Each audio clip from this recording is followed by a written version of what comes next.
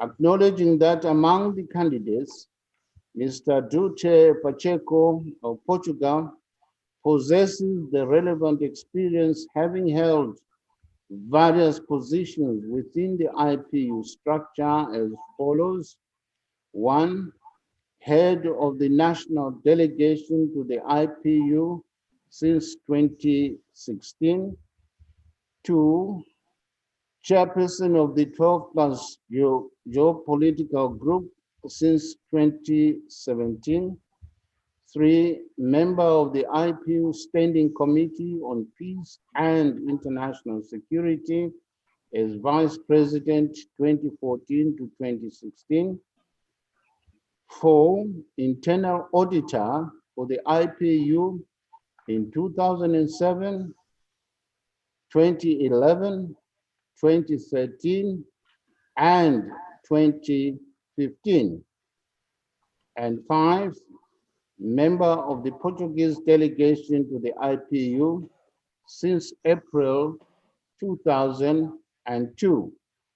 Now, therefore, 1, resolves to support the presidential candidature of Mr. Duterte Pacheco of Portugal. 2, calls upon the SADC group to support the presidential candidature of Mr. Duterte Pacheco of Portugal.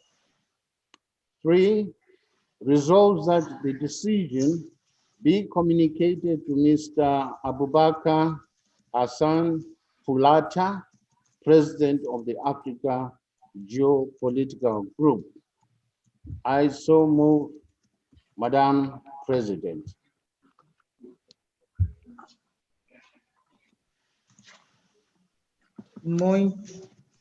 Muito obrigada, Excelência. Alguém apoia a moção?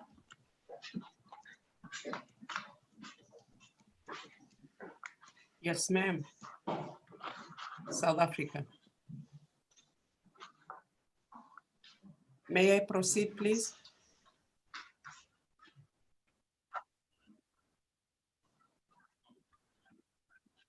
Sim, muito obrigada. Obrigada, África do Sul. Excelência, Dr. Mudenda, por favor. Madam President, I take the floor as Thandi Modise, Speaker of the National Assembly in South Africa. In this instance, representing the 2 houses of parliament who are both members of the IPU, to second this motion for the support for the candidature of Mr. Duterte Pacheco of Portugal. We second.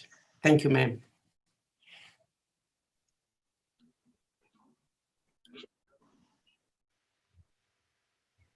Muito obrigada, Excelência Thandi Modise.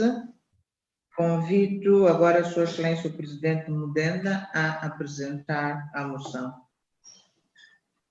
Excelência, faça favor.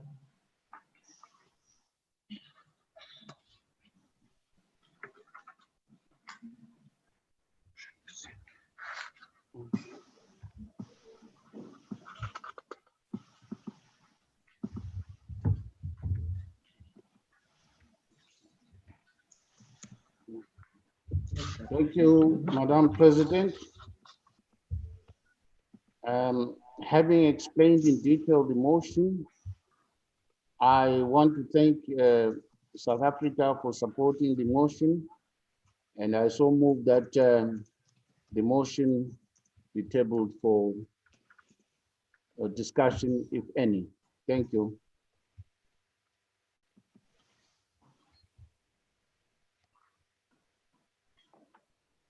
Muito obrigada, Excelência Advogado Mudenda. Excelências, tem sido apresentada a proposta de moção e pelo advogado, Excelência Advogado Mudenda, tendo a mesma sido apoiada por Sua Excelência Thandi Modise, Presidente da Assembleia Nacional da África do Sul, gostaria de saber se há pedidos de intervenção. Excelências, façam favor. Vejo aqui o pedido de Sua Excelência, professor Kajavive, da Namíbia. Faça favor.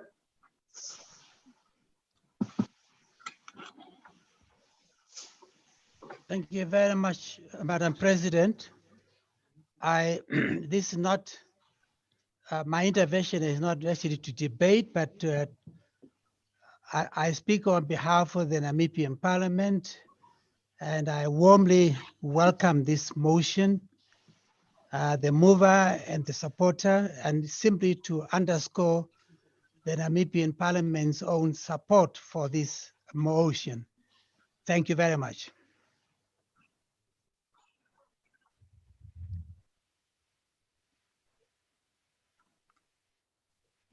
Muito obrigada, Excelência. Convido agora Sua Excelência Carlos Moreira Vasco, de Moçambique. Excelência, tem a palavra.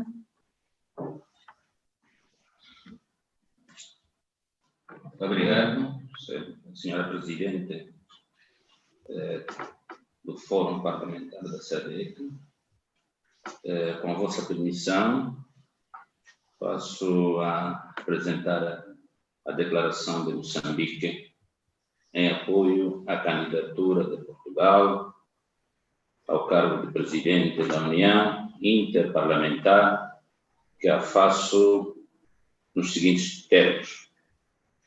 A Assembleia da República de Moçambique vem, por meio desta, declarar seu apoio à candidatura do Sr. Duarte Pacheco, cidadão da República de Portugal, ao cargo de Presidente da União Interparlamentar para o período 2020-2022, por entender que se trata de uma candidatura alinhada com a perspectiva do desenvolvimento da região da SADC e do continente africano em geral. Neste contexto, e por esta via, tanto do Fórum Parlamentar da SADC, a Assembleia da República de Moçambique declara todo o apoio à candidatura do Sr. Duarte Pacheco de Portugal. Muito obrigado, Excelência. Acabei de apresentar a declaração de Moçambique. Muito obrigado. Muito obrigada, Excelência. Convido agora a Sua Excelência Stumbeko, da Zâmbia, por favor. Excelência.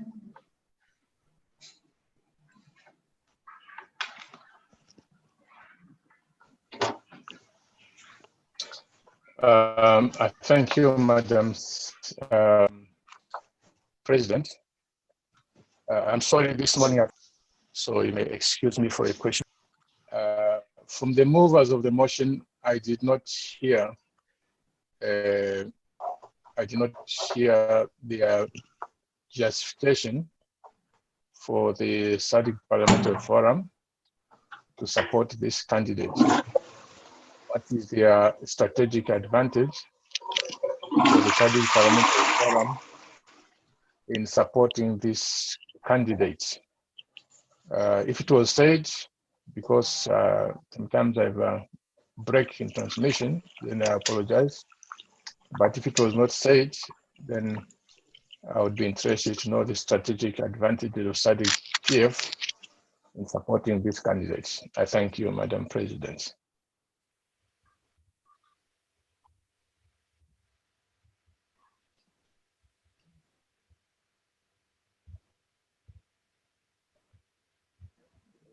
Muito obrigada, Excelência Stumbeko. Não tenho mais nenhum pedido de intervenção. Convido agora a Sua Excelência. Vejo aqui mais uma, antes de passar a palavra à Sua Excelência Mudenda. Faça favor, Sua Excelência Josefina. da equipe de Angola. Excelência, tem a palavra.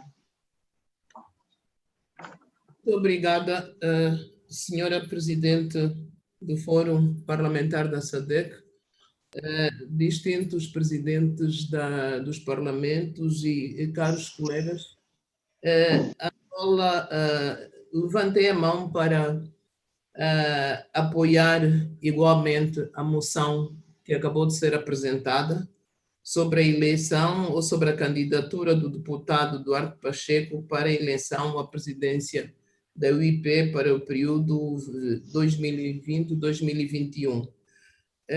Fazemos-lo com base nos elementos constantes da moção, dos vários candidatos existentes ou apresentados, o deputado Duarte Pacheco, que efetivamente tem um currículo mais rico no contexto da sua ligação e desempenho junto da UIP, e, por outro lado, também, do ponto de vista da delegação angolana em particular, tem sido o deputado que efetivamente se tem batido ao nível da UIP para a introdução da língua portuguesa como língua de trabalho.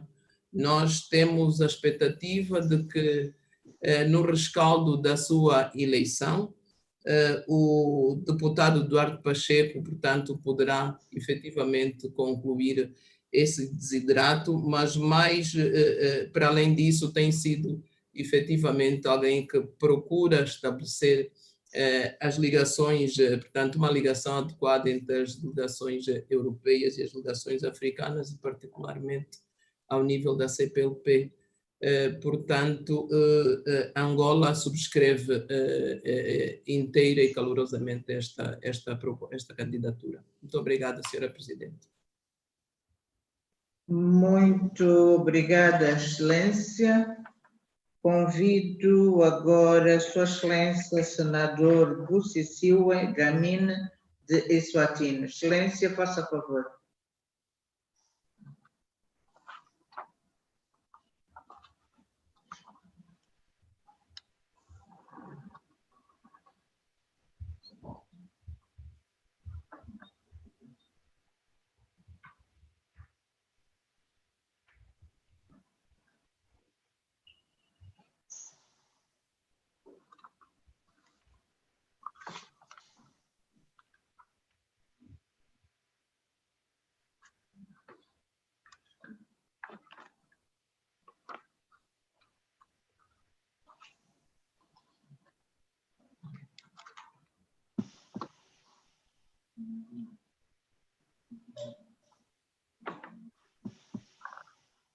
Sua Excelência, Senador Dlamini, de Eswatini, faça favor.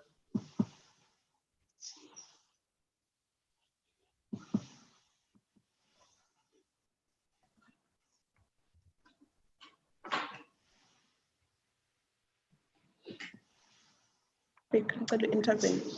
Usho ukuthi it was a mistake.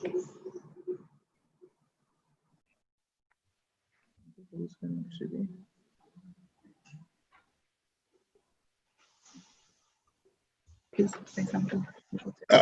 Madam President, that was a mistake for raising the hand. We apologized.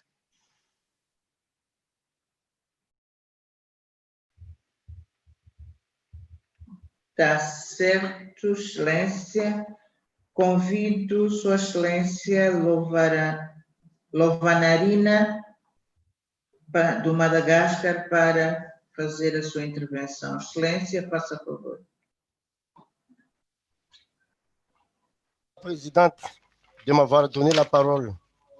Excellence, Madame la Présidente, distingué président du Parlement, chef de délégation, chers collègues, au nom de l'Assemblée nationale de Madagascar, en tant que chef de délégation, nous soutenons la candidature de M. Duarte Pacheco du Portugal au poste du président de l'Union interparlementaire pour la période de 2020-2022. Nous avons besoin de leur contact afin que nous puissions les contacter après leur élection. Merci, Madame la Présidente.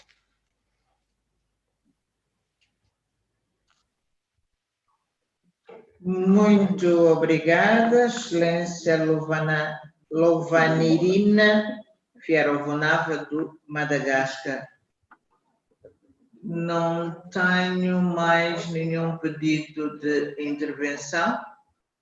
Assim sendo, convido Sua Excelência, o advogado Francis Mudenda, para tecer as considerações e esclarecer as questões que foram aqui levantadas. Excelência, faça favor.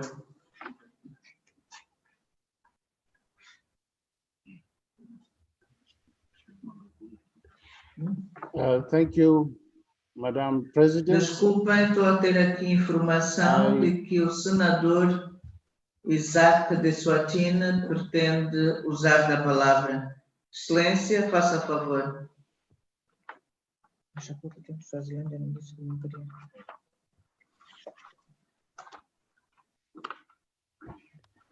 Thank you very much, Madam President, for recognizing me. I am wearing two jackets, as you know, from Eswatini National Parliament, as well as an official of the forum. I am not rising to say yes or no, but I'm rising to support the observation and comment by Zambia that when Honorable Mudenda sums up the debate, it should be articulated the strategic advantage that we as a forum, maybe as affiliates of the forum, stand to benefit. Otherwise, he's been very articulate in recommending the candidate, but it also slipped me.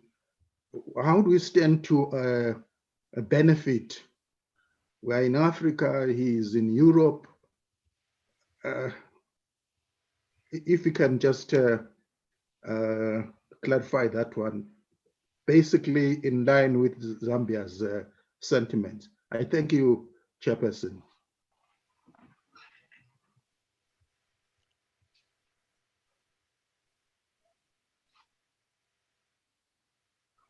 Muito obrigada, senador Isaac Magagula. Agora sim, não vejo mais nenhum pedido. Assim sendo, convido Sua Excelência Francis Mudenda para tecer as considerações à volta das questões que foram colocadas. Excelência, faça favor.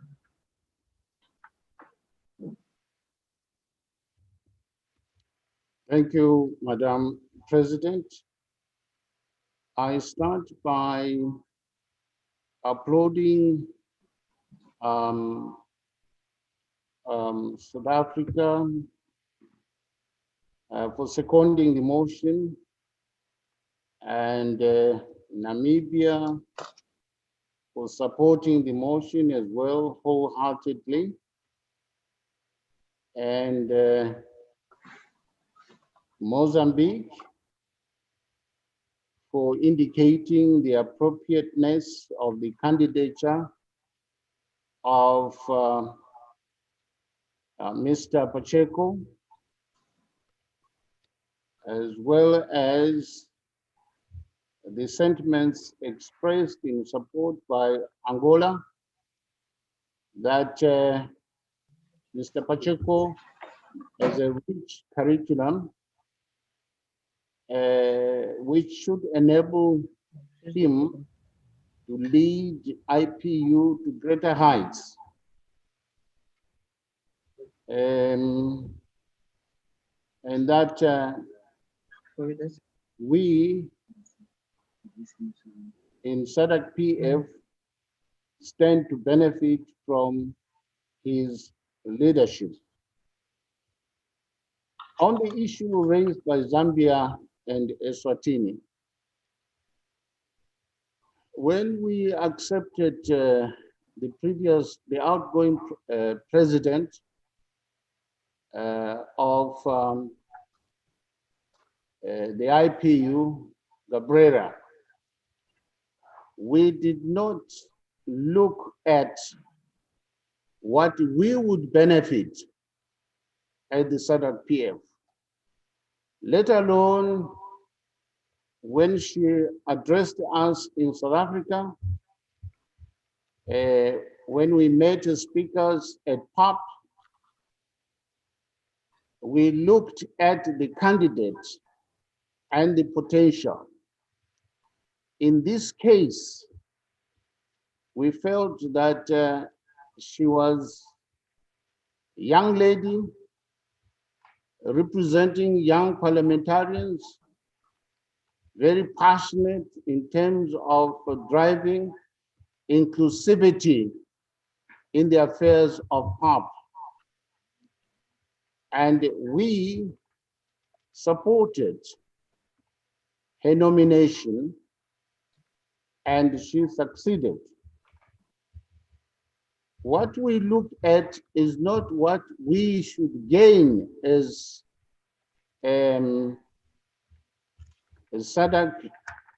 grouping of parliaments, but because we are part and parcel of IPU, we should look at what the candidate brings in terms of the leadership of the IPU. For the benefit of Zambia, in my prayer, acknowledging the candidature of Dute Pacheco, I said he has worked in various positions within the IPU structure. For example, as head of the national delegation to the IPU since 2016. And two, as chairperson of the 12+ geopolitical group since 2017. And thirdly, as a member of IPU Standing Committee on Peace and International Security, as a vice president, 2014 to 2016.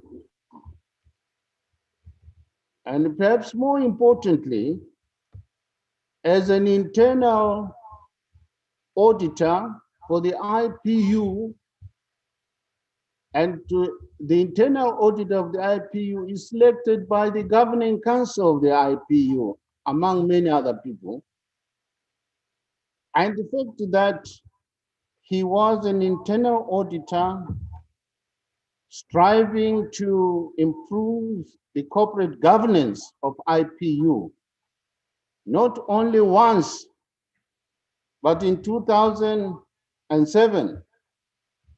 And later on in 2011, the governing council appointed him to be an internal auditor again in order to cement the strength of the corporate governance of the IPU. Further on, the governing council of the IPU in 2013 felt that we needed him to strengthen the administration of IPU, particularly in terms of the management of our financial resources, to which we contribute as SADC PF, as individual members of the IPU. And not only that, 2 years down the line, the governing council had to appoint him again as an internal auditor to strengthen the prudential management of our resources within the IPU, including ensuring that the IPU was well funded And not only that, the fifth thing that I mentioned was he has been a member of the Portuguese delegation to the IPU since April 2008. That is 18 years. All this exposure gives him credence compared to the other three candidates who do not measure in terms of the stature of the curriculum return. So when the IPU is a strong organization, SADC-PF shall benefit. When IPU has a visionary leader who understands the operation of IPU, the SADC-PF will benefit from the programs of the IPU. It is against that background that these credentials of Dute Pacheco make him a leading candidate to be our next president, supported by SADC-PF. And other countries that have also indicated their support for him, basically in Latin America and in the Middle East. Thank you, Madam President. I so move, therefore, for the adoption of this motion.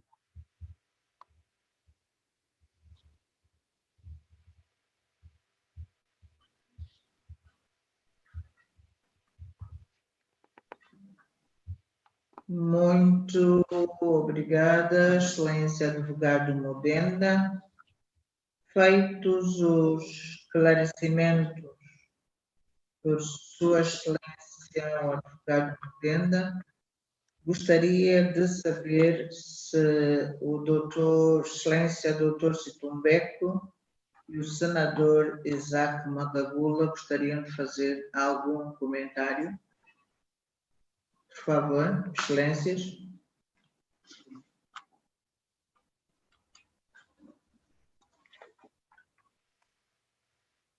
Sim, por favor, Excelência, Senador Isaac. Thank you very much, Madam Magagula, President. tem a palavra. I have no further comments and I have no objection to the proposal.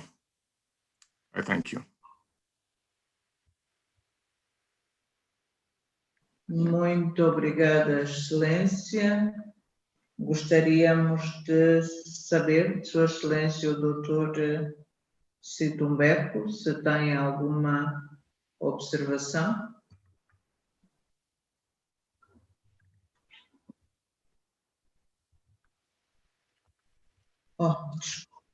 Desculpe. Thank you so much. Agora gostaria de convidar Sua Excelência o Senador Isaac, por favor.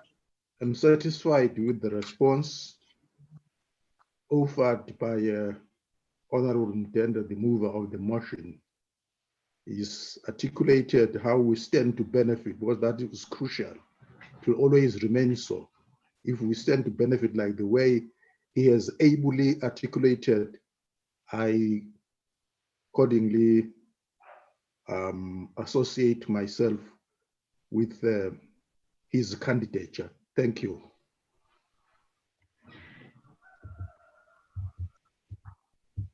Muito obrigada, Excelência.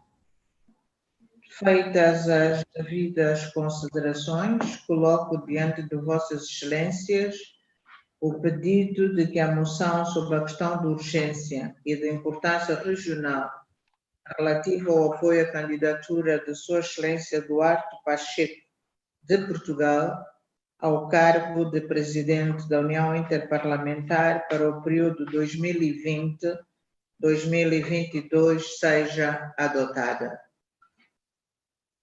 Há alguma objeção?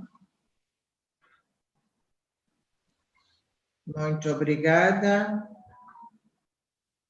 Não havendo qualquer objeção, a moção é devidamente aprovada. Muito obrigada. Convido agora a senhora secretária-geral para proceder à leitura do segundo ponto da ordem do dia. Senhora secretária-geral, faça favor.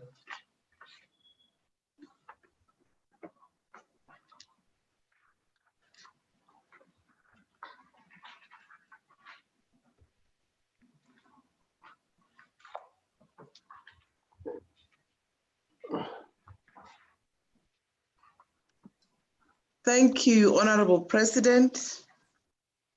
Address to the 47th Plenary Assembly by the World Health Organization Director General, Dr. Tedros Adhanom Ghebreyesus, on the COVID-19 pandemic and what parliaments can do to ensure robust and coordinated national and regional responses, in accordance with Rule 44, subsection 5 of the Rule of Procedure.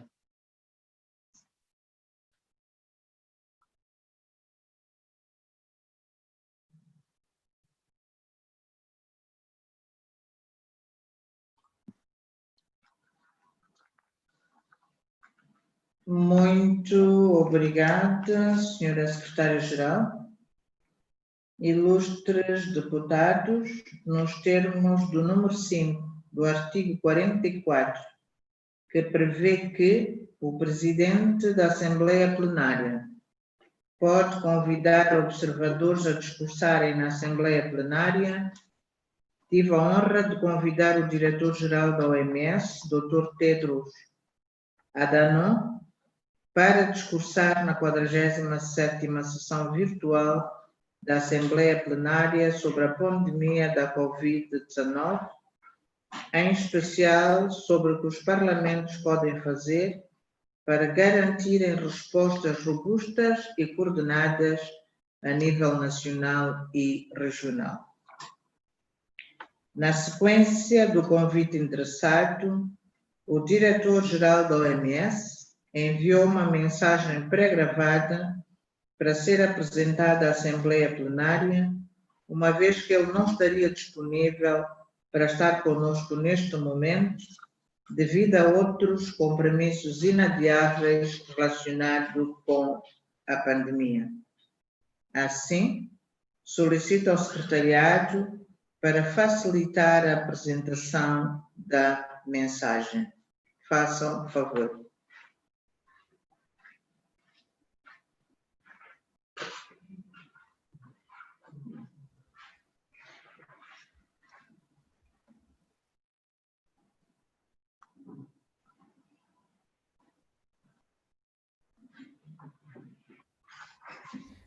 Excellencies, esteemed parliamentarians, dear colleagues and friends, it's an honor to address you today. As you know, at the beginning of the COVID-19 pandemic, we were all deeply concerned about the potential impact of the virus on Africa. So far, 1.2 million cases of COVID-19 and more than 26,000 deaths have been reported to WHO from the African region. Most African countries have succeeded in preventing or containing widespread community transmission. But all countries must remain vigilant, and there can be no place for complacency. The virus is still circulating and most people remain susceptible. It's critical to respond to the worrisome increase in cases in several countries to prevent or mitigate a wide resurgence. Beyond the virus itself, the pandemic has upended our health and economic and social systems. Access to essential healthcare services have been disrupted. Hunger is on the rise, and many services to prevent and treat communicable diseases have been interrupted, including immunization.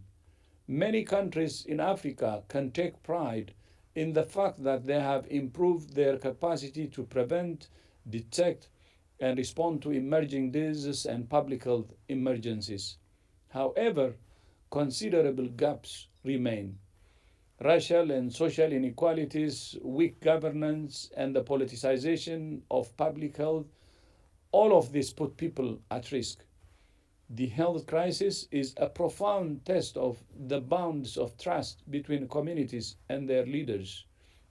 National unity and international solidarity are more important than ever. The gaps in our health and social protection systems are where the pandemic thrives. WHO is working hard to help countries across Africa to improve their preparedness and response capacity. At the start of the pandemic, just 2 African countries had lab testing capacity for SARS-CoV-2, the virus that causes COVID-19.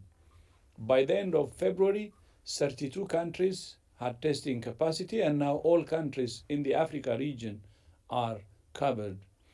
WHO has also worked with countries across Africa to support the establishment of public health emergency operations centers that enable multi-sectoral, multi-partner coordination. Our EOC network has run global simulation exercises and shared best practices to help countries get ready for public health emergencies like the one we're experiencing today.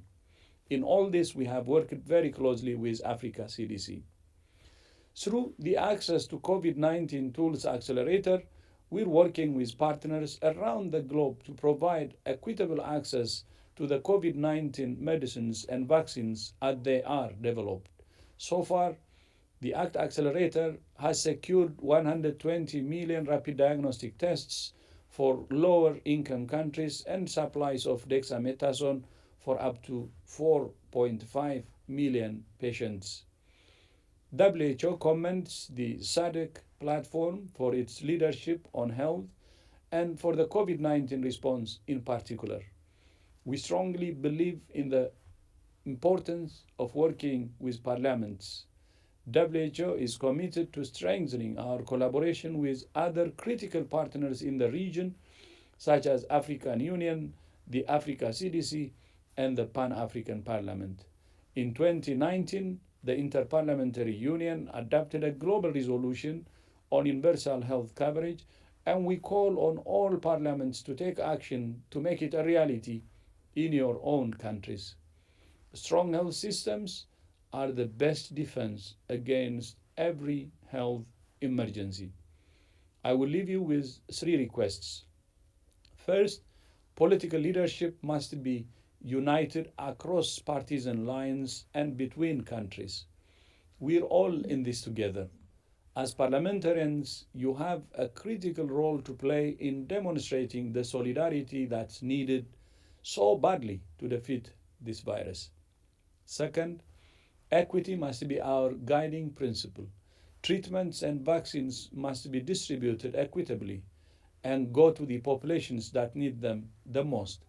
And we need you as parliamentarians to advocate for this. Third, we have to rebuild trust and communication with and within our public institutions. If we're to control this virus, it's critical that countries share up-to-date information. My brothers and sisters, the COVID-19 has demonstrated that health is not just an outcome of development. It is a prerequisite.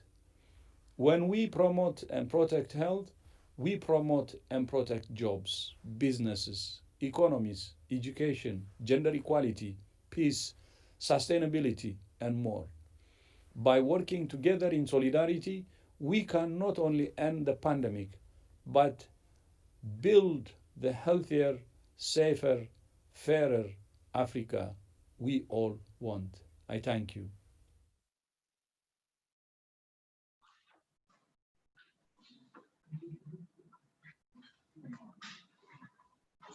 Agradecemos ao Dr. Tedros Adhanom pela sua apresentação esclarecedora.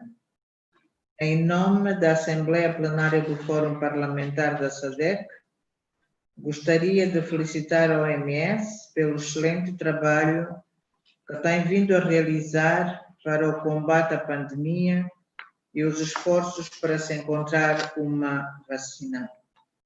O Fórum Parlamentar da SADC está pronto a colaborar com a OMS e outras partes interessadas no sentido de garantir que se encontre uma solução duradoura para a pandemia.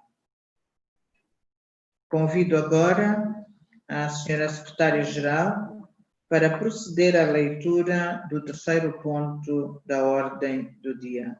Senhora secretária, faça favor.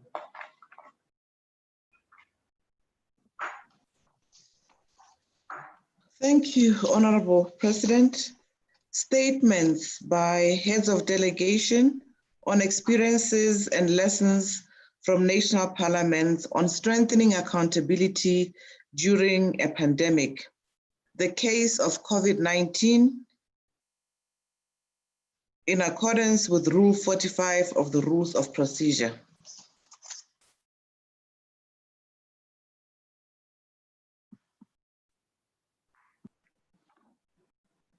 Muito obrigada, senhora secretária-geral.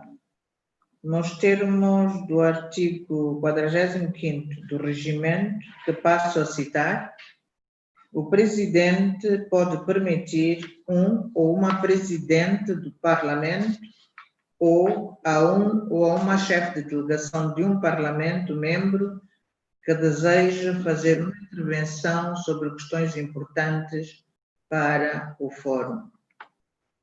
Ilustres deputados, as circunstâncias extraordinárias provocadas pela pandemia da Covid-19 resultaram em situações completamente novas e, na verdade, em desafios extraordinários que os nossos parlamentos têm de enfrentar. O encerramento de fronteiras, recolher obrigatório, encerramento de mercados e minas, restrições aos movimentos transfronteiriços e medidas de restrição de movimento, embora necessárias por questões de saúde pública e segurança, perturbaram as nossas economias e resultaram na perda em massa de empregos, tornando assim mais pessoas vulneráveis e totalmente dependentes do apoio social. Também enfrentamos desafios de violação dos direitos humanos na aplicação dos regulamentos de encerramento. Muitos dos nossos parlamentos tiveram de resolver como realizar a sua fiscalização, produção legislativa e funções de representação em situações tão difíceis. A crise da Covid-19 também causou graves perturbações nas redes de distribuição da cadeia de abastecimento de alimentação, e isto está a ter um efeito agravante em todas as facetas da segurança alimentar, incluindo a produção, segurança e distribuição de alimentos, o que, por sua vez, afetou drasticamente a situação da segurança alimentar na região da SADC. Estima-se que a Covid-19 tenha deixado mais de 40 milhões de pessoas na região da SADC a enfrentar uma situação de grave insegurança alimentar, fome e pobreza. Mais uma vez, os cidadãos procuram os seus representantes para os ajudar a encontrar soluções para a suficiência alimentar. Neste contexto, irei convidar aos presidentes dos parlamentos e chefes das delegações dos nossos parlamentos para fazer intervenções nesta Assembleia, nos termos do artigo 45º do regimento, partilhando as suas experiências e lições aprendidas com a Covid-19, em especial sobre como reforçar a responsabilidade durante uma pandemia.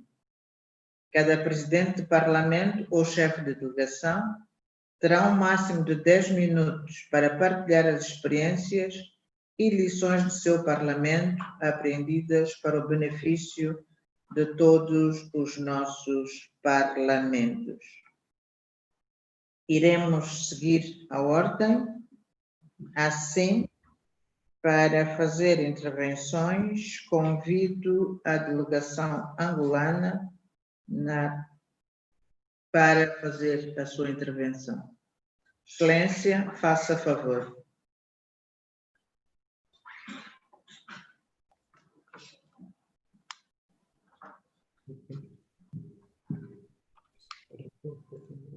A funcionar. Ok. Muito obrigada, Excelência, Presidente do Fórum Parlamentar da SADC. Eu chamo-me Josefina Pitra de Pité e sou deputada de Angola.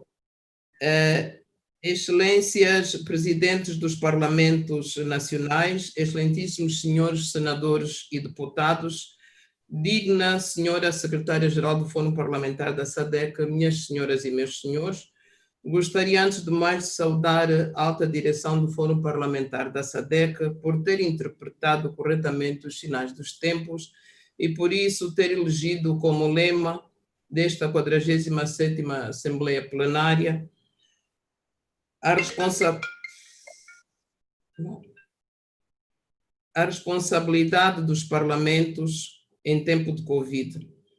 Esta pandemia é, nas palavras do secretário-geral da ONU, António Guterres, o maior desafio enfrentado pela humanidade depois da Segunda Guerra Mundial. De facto, em menos de meio ano, o novo coronavírus atingiu proporções globais e transformou-se numa verdadeira ameaça à paz e segurança internacionais.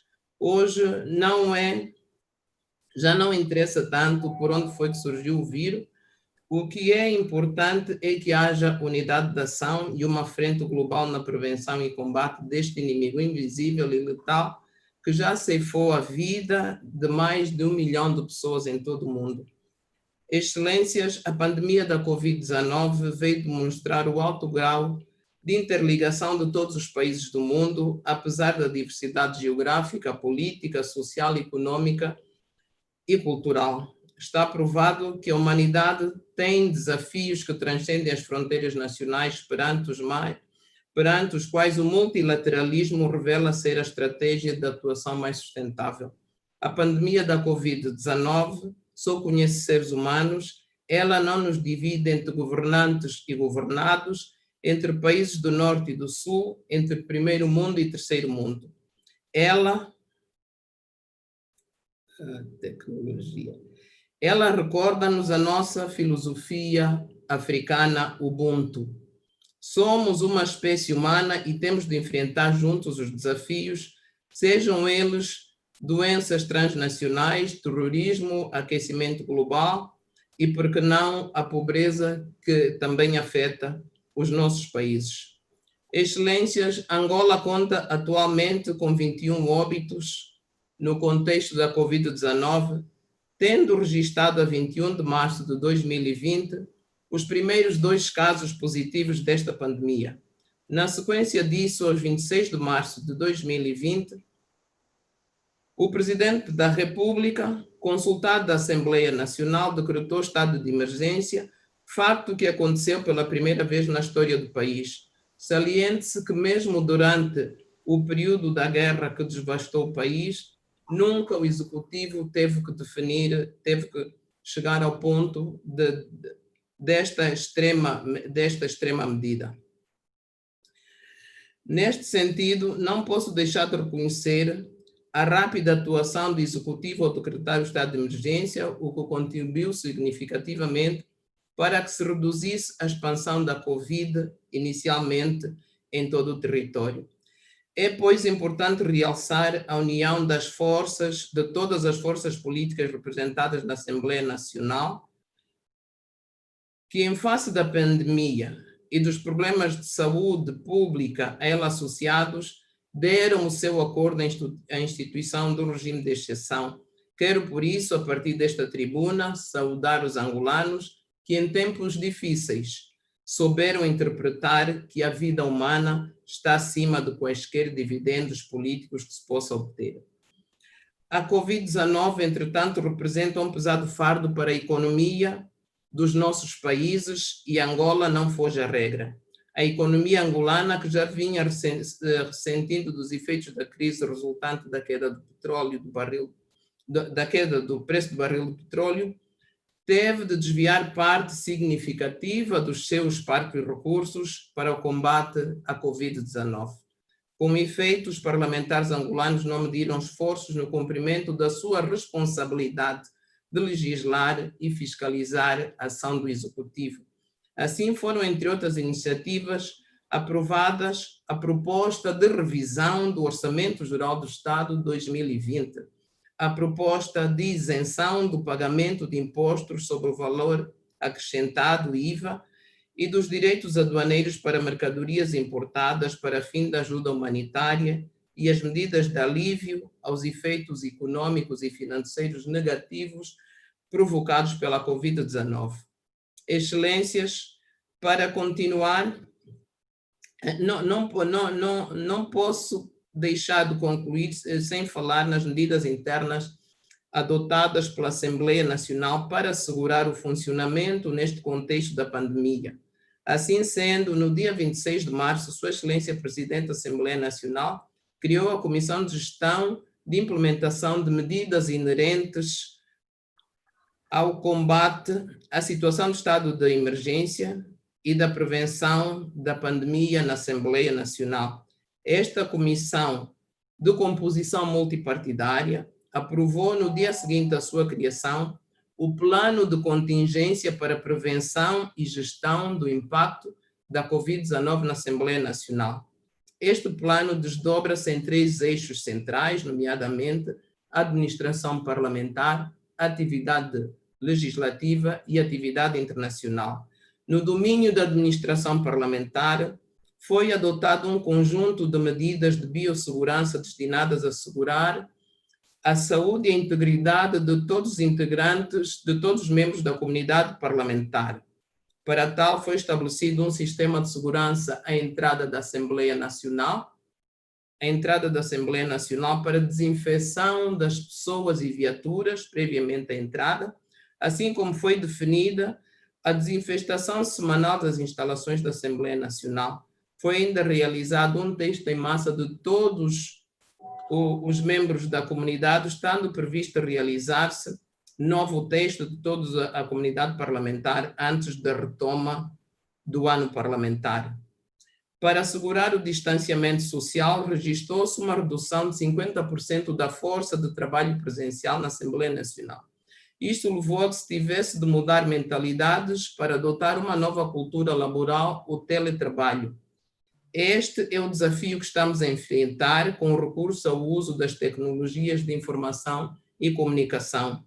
No domínio da atividade legislativa, devo destacar o facto de a Assembleia Nacional ter sido um dos primeiros parlamentos a adotar a realização de reuniões pelo sistema de videoconferência, isto é, a 9 de abril de 2020.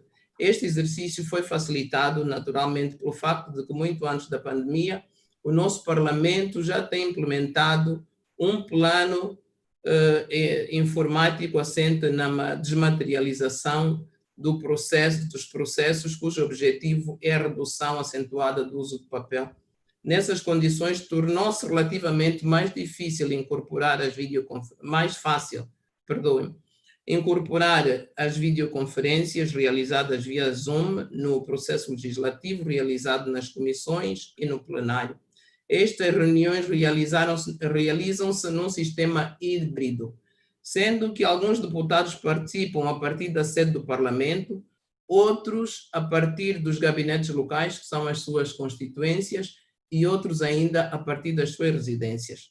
Deste modo, em tempo de Covid, foi possível realizar um total de 241 reuniões em todas as áreas da atividade, nomeadamente 11 reuniões dos presidentes das comissões, 11 reuniões da mesa da Assembleia, 18 conferências dos presidentes dos grupos parlamentares, 8 reuniões plenárias extraordinárias, 11 reuniões plenárias ordinárias, 78 reuniões ordinárias das comissões especializadas, enfim, dentre outras, e 10 reuniões da direção do grupo de mulheres parlamentares. Portanto, no domínio das relações internacionais, a nossa Assembleia Nacional pode participar por videoconferência nas várias reuniões das organizações interparlamentares de que é parte. Significa que, portanto, as relações interparlamentares tiveram igualmente de ser adaptadas ao novo normal parlamentar. Excelências, minhas senhoras e meus senhores, há muito que se afirma que vivemos numa aldeia global, e se alguém ainda duvida desse facto, a pandemia Covid acabou. Vamos para finalizar. Não ouvi. A pandemia do Covid acabou por desfazer esses equívocos. Como disse, os desafios que enfrentamos merecem uma resposta igualmente global. Essa crise veio demonstrar-nos que precisamos de intervir mais nos sistemas de saúde pública e que, por isso, devemos prever nos nossos orçamentos, dotações adequadas para que este setor, conforme preconizado por pertinentes instrumentos da União Africana. No interesse dos povos que representamos, nós, parlamentares, estamos obrigados a tudo fazer para que esse desiderato seja alcançado. Muito obrigada, senhora Presidente e distintos colegas. Muito obrigada. Muito obrigada, Excelência. Convido agora o Botsuana.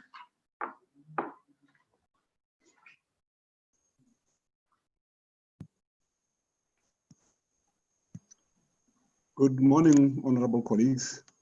I am Madam President of SADC PF, MPs, Senators, Secretary General. My name is Member of Parliament in Botswana and leader of the opposition. I'll just give a very brief background and then talk to the realities faced by the Botswana Parliament. Botswana has been affected like all other countries in the region. We have been fortunate to have curtailed widespread community transmission of the virus. At the moment, the death toll from COVID-19 stands at 18. I think it was critical for Botswana to go the extra mile in trying to avert widespread transmission, because we are talking of a small population of just over 2 million people. Smaller than the size of some of the cities in the SADC region. We also have a fragile healthcare system that is not best suited to deal with high numbers of medical admissions to the facilities. So what we resorted to was the imposition of a state of public emergency.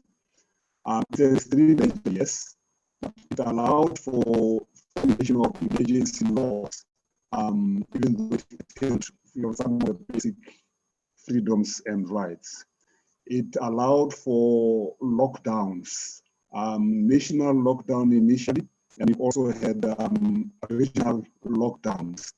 We were able to impose compulsory wearing of masks, put in place mechanisms to facilitate contact tracing, to make sure that those who have been exposed can be quickly identified and isolated from the rest of society. It allowed for a rapid acquisition of much needed medical supplies. That is the general background of the situation in Botswana. When it comes to the National Assembly, I think, which is where the main interest is, we obviously are faced with the challenge of ensuring that the National Assembly remains able to deliver on its mandate. The most critical, of course, being representation. With limited movement, with restrictions on the number of people that can congregate at any point in time, it makes it obviously very difficult for members of parliament to be able to interact with their constituents.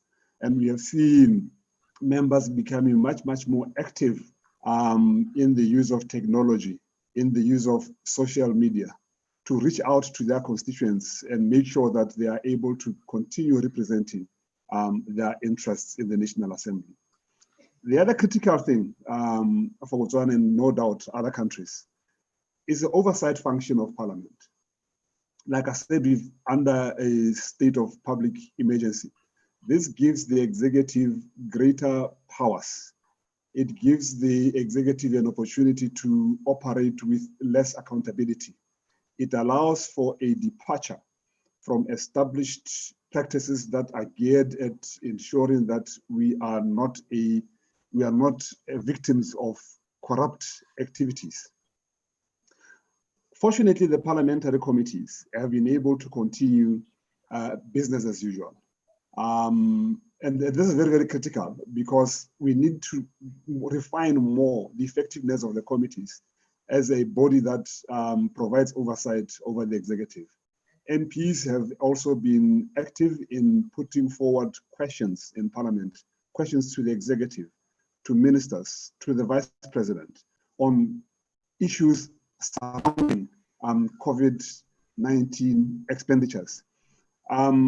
We have also now had to impose, to disallow for members of the public to come and physically be present in the National Assembly to observe the proceedings in the House. However, this has come with what one could possibly term a COVID dividend, a positive outcome out of the calamity.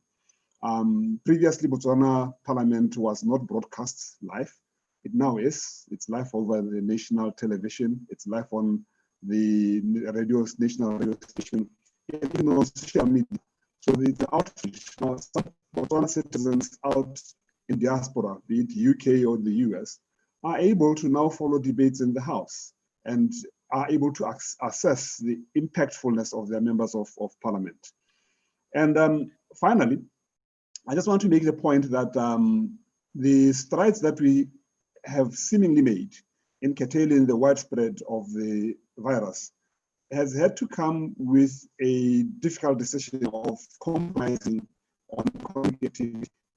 Our borders have been closed for a period of about 6 months. This has killed the tourism sector. Botswana earns its revenue primarily from minerals and tourism. Those are the two biggest revenue earners.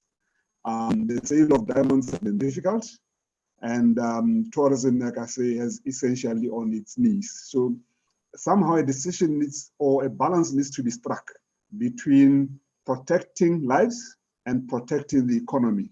It's not a question of choosing one and avoiding the other. But basically, I think, yes, we are on a route of adjusting to the new normal. Thank you very much, honorable colleagues.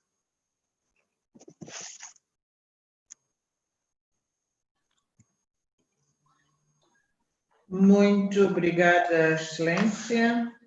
Convido agora a República Democrática do Congo.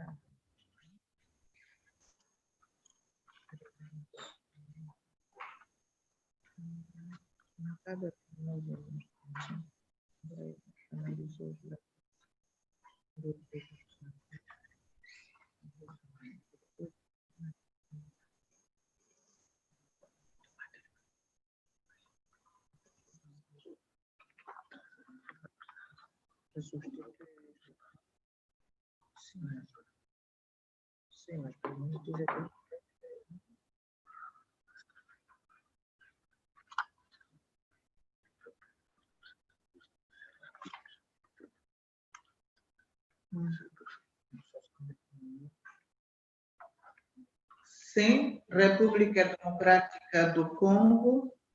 E vamos pedir aos apresentadores para falarem um pouco mais pausadamente, para permitir uma interpretação fiável.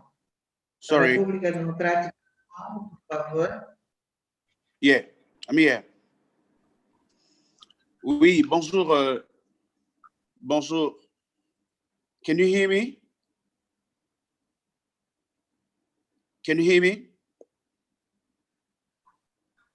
Sorry, can you hear me? Oui, monsieur, oui. Oui, bonjour, Madame la Secrétaire Générale. En ce qui concerne, I'll speak French actually, is that okay?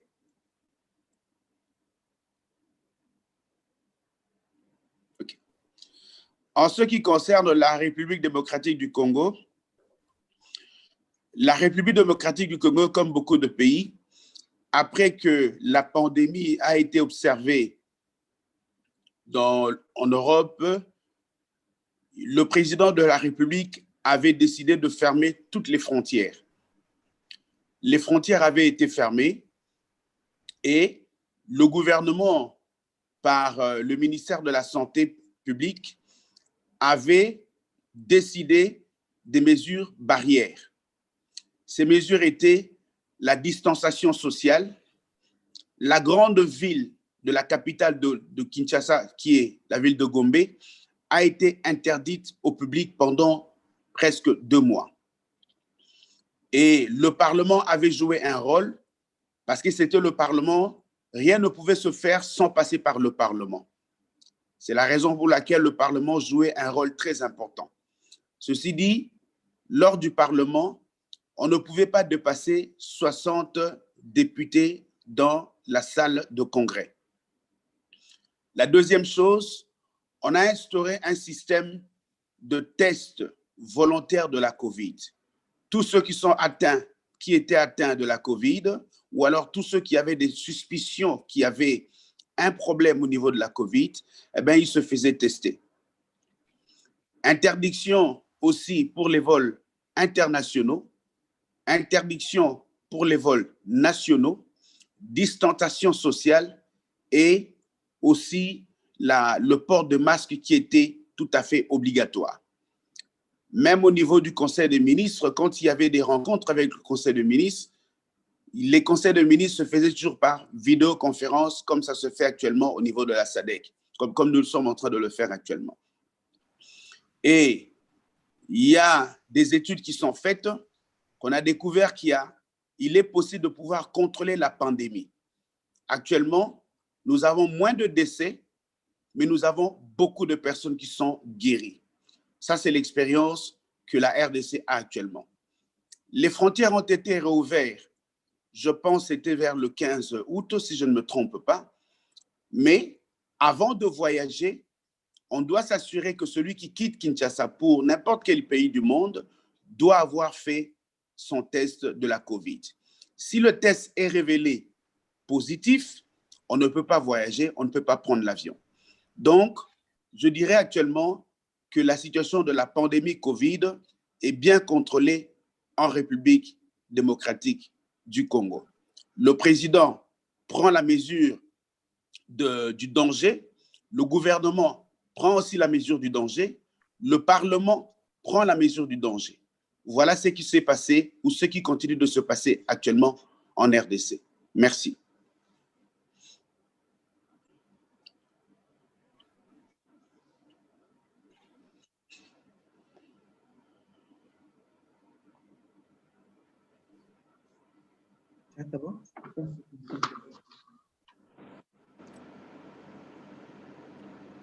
Muito obrigada, Excelência.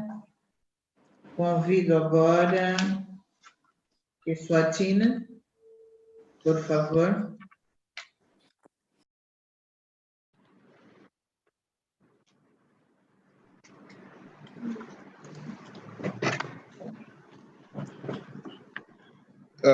Madam President, foreign speakers, heads of delegation and MPs, and all protocols observed, a very good morning. My name is Honorable Petros Mavimbela, the Speaker of the Parliament of the Kingdom of Eswatini.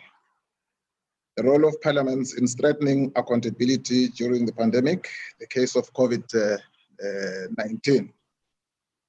Background information on the Eswatini parliaments.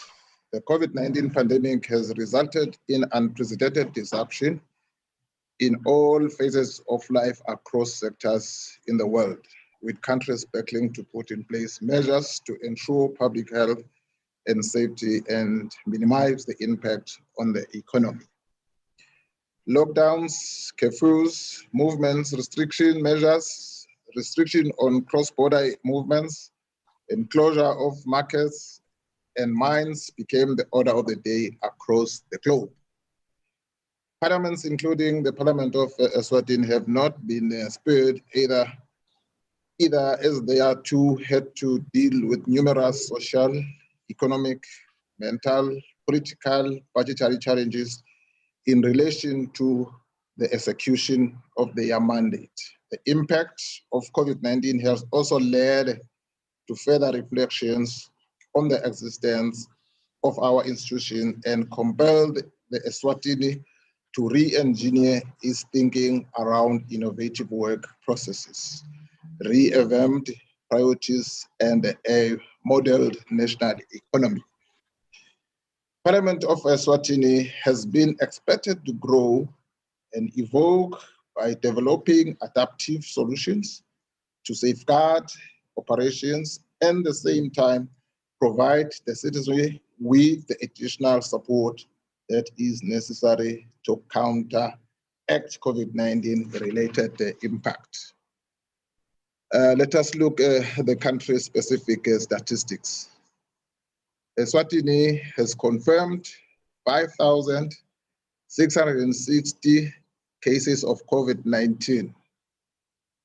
We have 113 deaths and 5,282 recovered cases. Such statistics reflect such robust parliamentary intervention and accountability during this COVID-19 pandemic. New cases as of today, we have only 16, and that shows that we are improving. Challenges faced by the Parliament of Eswatini. In ensuring coordinated national COVID-19 response, the pandemic has taken a devastating toll on lives and livelihoods as it has precipitated the implementation of various forms of lockdowns, including state of emergency by our government across the country. Some areas were identified as hotspots, areas where most densely populated regions such as Manzini was regarded as an epicenter due to high infection rates and more deaths. These responsive measures have been deemed necessary to contain the spread of COVID-19 and ensure that there is minimum contamination chain. As Parliament, we had some parliamentarians contaminated, and we have even lost a member. May he so rest in peace. Parliament has suddenly been faced with multiple challenges, including the need to pursue meetings under the certain sitting arrangement that is in the House of Assembly, where I belong. Some members were using the public gallery, taking into consideration social distancing and the need to mitigate the contamination chain. Also, sessional and portfolio committees chairpersons were invited to attend to urgent parliamentary business when need be. Beyond the barriers which posed themselves to physically parliamentary meetings, there were raised expectations for government action to support the economy, prevent joblessness, and procure the essential goods and services needed to fight against the pandemic. Parliament of Eswatini as an institution did not only have to meet for ordinary house business, but had to enact new and innovative policy and legal frameworks which made living possible despite COVID-19 for the populace. Parliament of Eswatini has also been accountable in the following ways. Legislation, with respect to the Constitution of Eswatini, Parliament has ensured effective legislation oversight on the implementation of emergency regulations. The coronavirus COVID-19 regulations of 2020 enacted according to Section 43 of the National Disaster Management Act of 2006. The Ministry of Home Affairs hereby sets the following guidelines in terms of Section 32, subsection 10C of the COVID-19 regulations. Parliament of Eswatini has COVID-19 committee in place, working hand in hand with the Ministry of Health, and worth noting is that COVID-19 has been streamlined in all portfolio committees as its impact transverse across the youth, economy, employment, education, and more. COVID-19 committee conducts inspection in all referral hospitals and centers to ensure accessibility and availability of PPEs, food, health and hygiene, and more. Budgetary role. There is enhanced and strengthened health financing for COVID-19 has been in prime subject of parliamentary debates.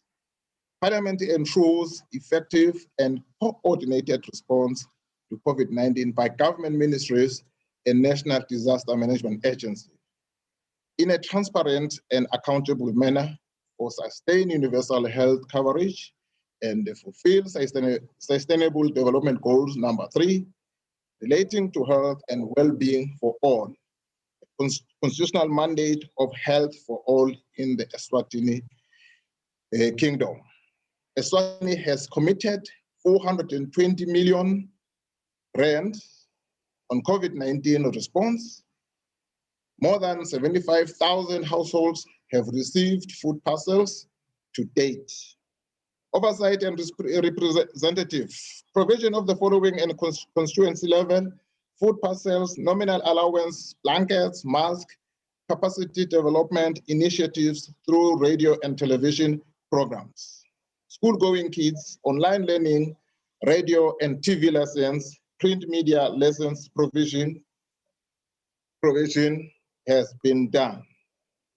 The Women Parliamentary Caucus is engaged in SRHR provision exercise in the various textile industries where mobile facilities have now been embedded by the Family Life Association of the Kingdom of Eswatini to offer the following services such as essential surgical interventions, treatments for chronic illnesses, screening for cervical cancer, provision of ARVs for treatment of HIV and AIDS, psychosocial support system, mental health awareness programs, etc.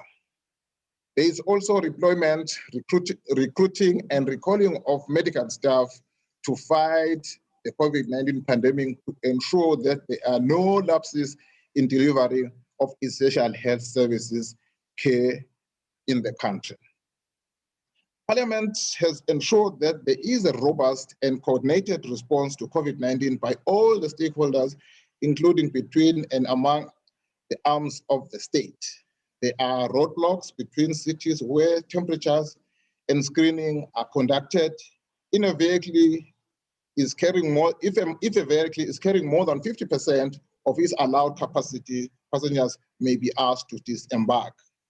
Transportation options, public transportation is operating and is highly regulated. Passengers are required to wear masks and use hand sanitizers upon entry into the vehicles. Vehicles cannot exceed 50% of its capacity. Commercial flights are not operating to date. COVID-19 testing to all citizens can be received in any clinics and hospitals within the country. The Ministry of Health and the National Disaster Management Agency has established a toll-free hotlines to answer COVID-19 questions and receive reports of suspected air cases, particularly from those who have traveled abroad and more. Government, through Parliament intervention, has designated focal points for Eswatini COVID-19 response. It has also designated isolation wards. Excelência, tem mais 30 segundos para terminar a sua intervenção. Faça favor. Madam President, let me finish. Just give me 1 minute just to finish. Let us look at the recommendation that we have done as a country. Fostering and coordinated regional response by parliaments in whatever scourge of pandemic is the way to go. As a country, we pray for an expedite effort in seeing through our regional SADC parliament.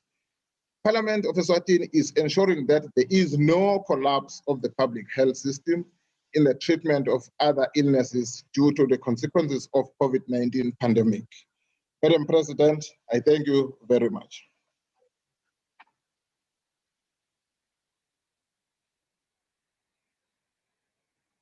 Muito obrigada, Excelência. Vamos agora observar um intervalo de 30 minutos.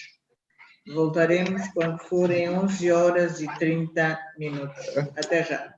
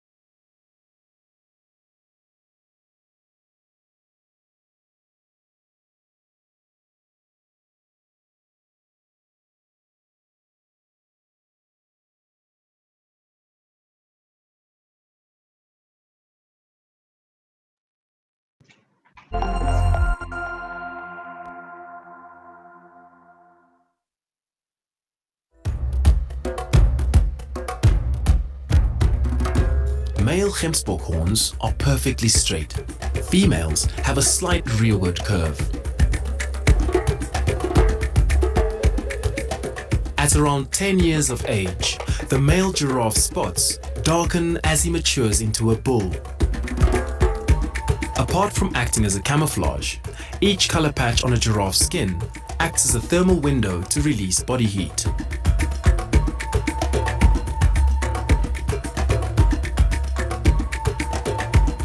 Wildebeest live as a herd. They protect their young as a group and at night take turns to sleep.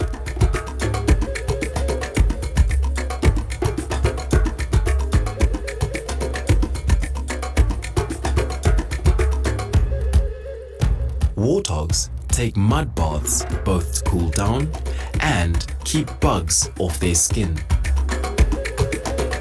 A zebra's stripes are as distinctive as fingerprints in humans and make it hard for predators to pick one out to chase. A baby elephant learns to use its trunk by copying adults. They need to drink water every day and stay close to their mothers for the first couple of months.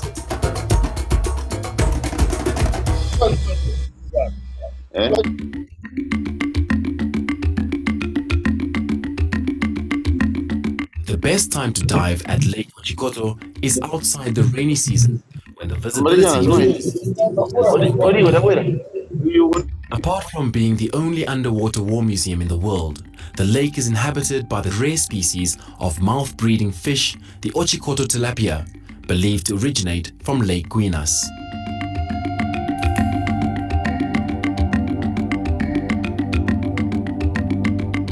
Lake and cave diving in this region is becoming a popular activity.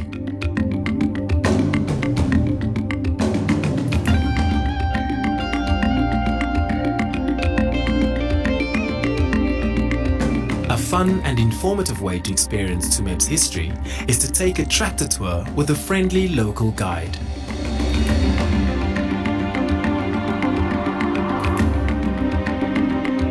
Animal viewing in Etosha, or visit out to the very surreal salt pan, is best experienced on a game drive vehicle.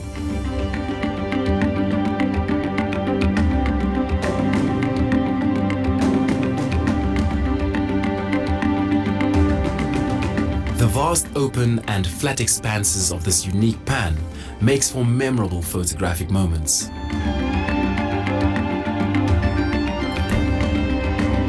And one of the best places to view the iconic African sunset.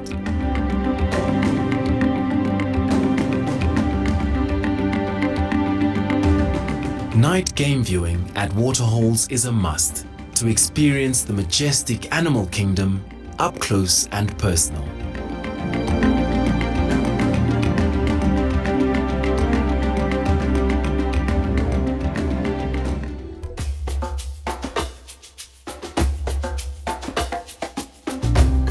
The crocodile have the strongest bite of all animals in the world and can stay 2 to 3 hours underwater. The Kavango crocodile has a bad reputation along the river. Hippos are regarded as one of the most dangerous animals in Africa. Although they might look a little chubby, they can easily outrun a human.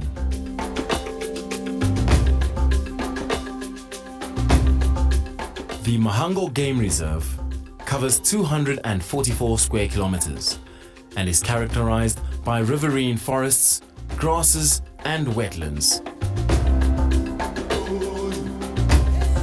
African elephants are the largest land mammals on the planet and undergo the longest gestation period of 22 months.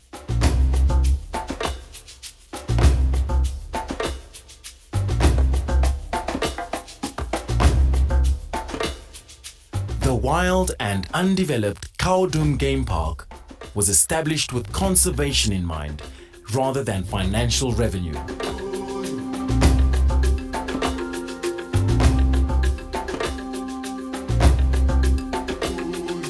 This unique park is unfenced, enabling animals to follow their natural migration routes.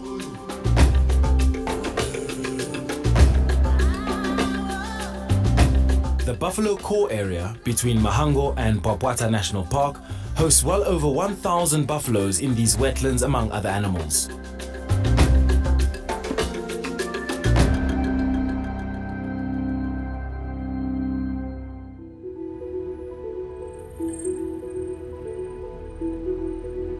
The giraffe is the tallest of all animals.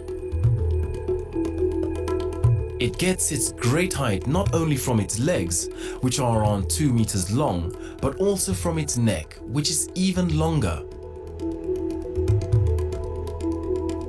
The ostrich is the largest living bird species and lays the largest egg of all birds. Well adapted to dry conditions, they can go for long periods without water.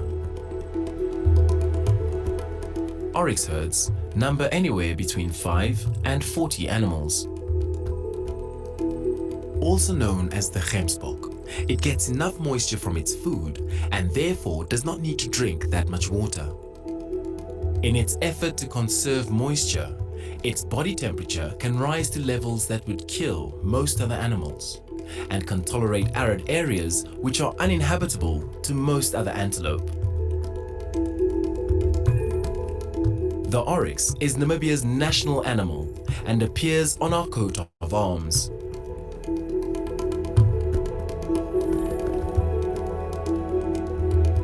The plains zebra is highly social and forms small family groups called harems.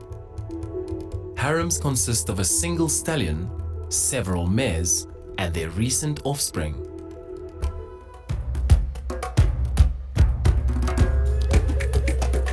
The common eland live up to 25 years and weighs up to 1,000 kilograms. African elephants can weigh between 4,000 and 7,000 kilograms. They eat between 150 and 170 kilograms of vegetation daily.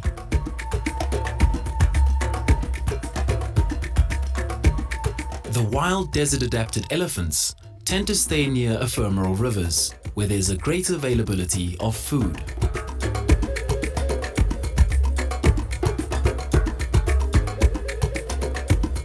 It is at home in the most unusual, rocky and arid desert conditions.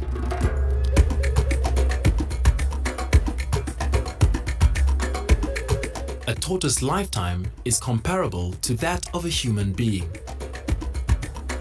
Some have been known to live for longer than 150 years. The Cape Cross Seal Reserve is home to the largest breeding colony of Cape fur seals in the world. They fight, mate, reproduce, and fish here in this cacophony of bleats and barks that fills the air.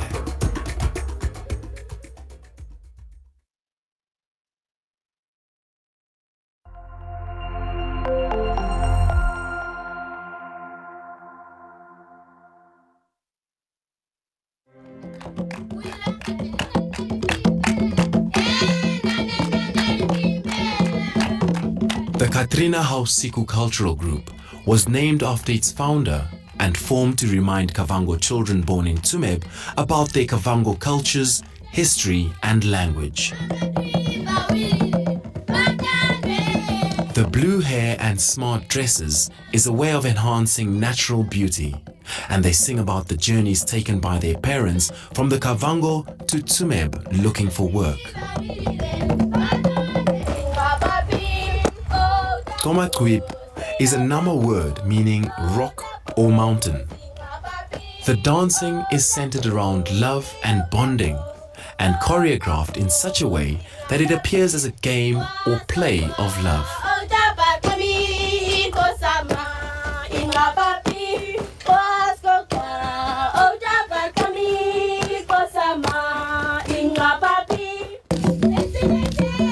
The Petrina Hainguru Cultural Group was named after a member of parliament as a way to honor her as a person representing the Rukwangali tribe on national level. The reeds create rhythm, and the beaded hair creates beauty and attractiveness. This group formed in a culturally diverse Tsumeb to entertain and inform people about the Rukwangali river culture.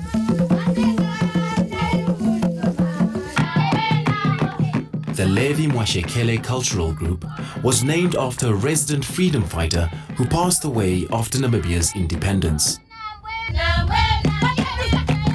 This group consists of diverse Oshiwambo tribes from all over the north and sings songs from various villages to represent unity of cultures. The dancing allows them to be proud of their ancestry and to recognize and celebrate their place in the modern world.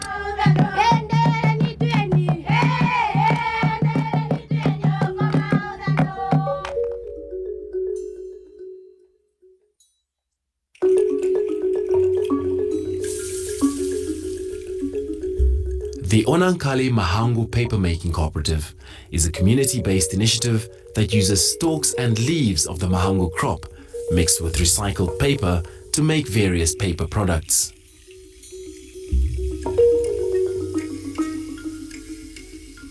The name Tsumeb comes from the word Tsomsub in Heikum and means to dig in loose ground. It refers to a green hill of rich copper ore deposits that they mined and bartered with Oshiwambo traders. With 226 different minerals, 40 of which are unique to Namibia, the ore diversity at Tsumeb mine still baffles the mining community. In the Tsumeb Museum, you will find recovered cannons and boxes of ammunition that were dumped into the Ochikoto Lake by German troops in 1915, before signing the Kora Peace Treaty and thereby preventing the South African and British troops from using them. The German military fort at Namutuni was razed to the ground in 1905 after an infamous attack by King Nehale's men. The Kavango East and Kavango West regions welcome you.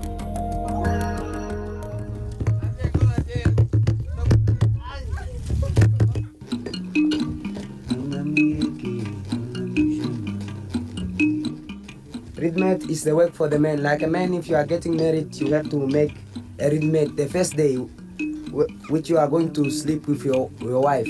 If you fail to make it, they have to send you back to your parent. And the woman also is very important to know how to weave basket. Long time when we were not having field for plowing mahangu, maize and sorghum, our parents they were collecting mangeti. Those nuts where we used to get oil, and you can also get the flour which you can cook as porridge.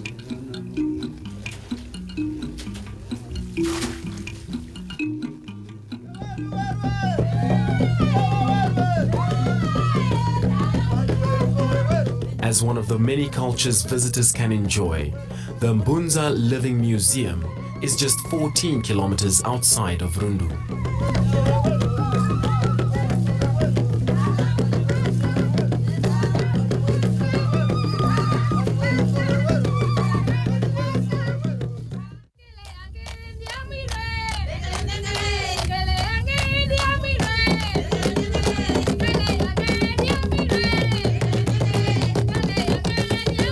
Apart from displaying their unique river culture, the Kanuni Cultural Group used dance to kill tension between villages and bring peace.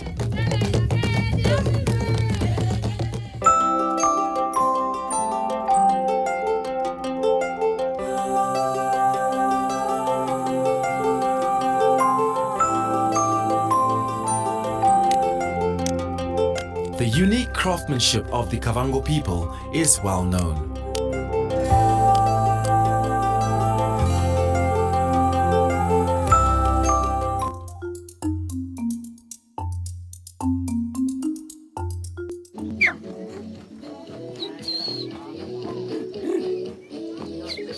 The pride of the small town of Gochas, these regional champions perform regularly at cultural festivals around the country.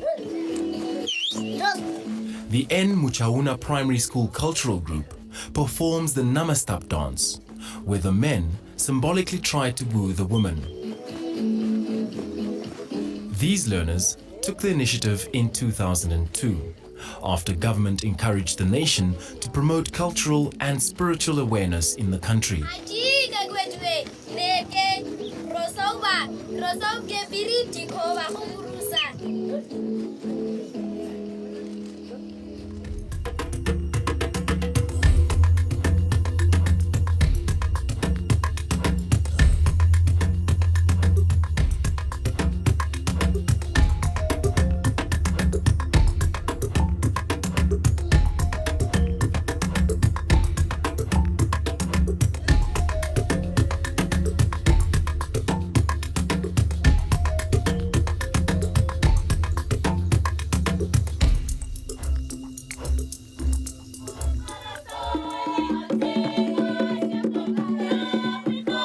Taking their name from a phrase that means simply amazing, the Amaburucha Daveb Cultural Group have worked relentlessly to turn the tide and create a better future, not only for themselves, but also for other orphans and vulnerable children in the Maltahia area. The group offers them a forum from which to share their treasured Nama cultural heritage.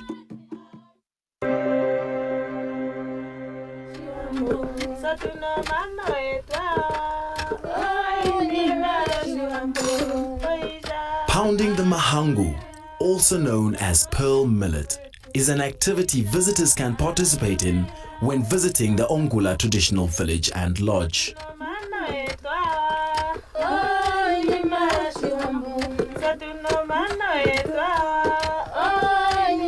This African indigenous crop is known to have been cultivated for the last 4,000 years.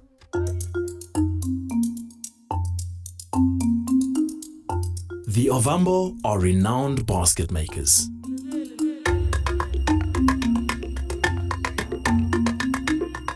The spine of the palm leaf is used for the coil, while the split leaf fiber is used for wrapping.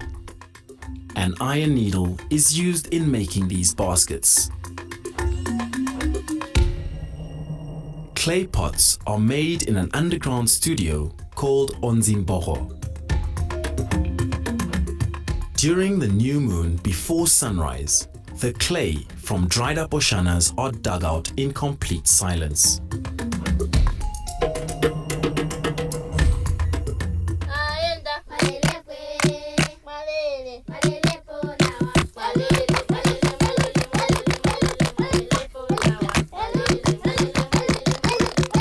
This colorful dance displays gratitude and celebrates the various gifts of a good harvest in these mahango fields.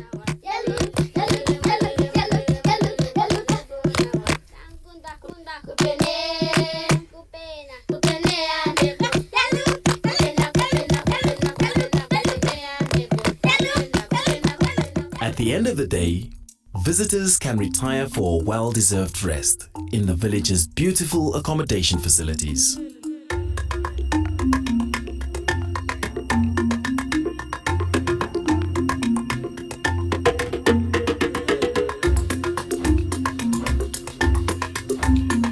The word Oshikango means single pan.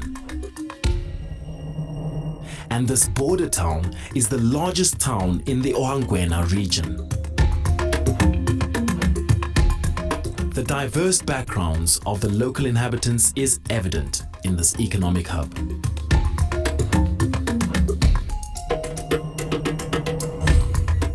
Accommodation facilities on budget is readily available.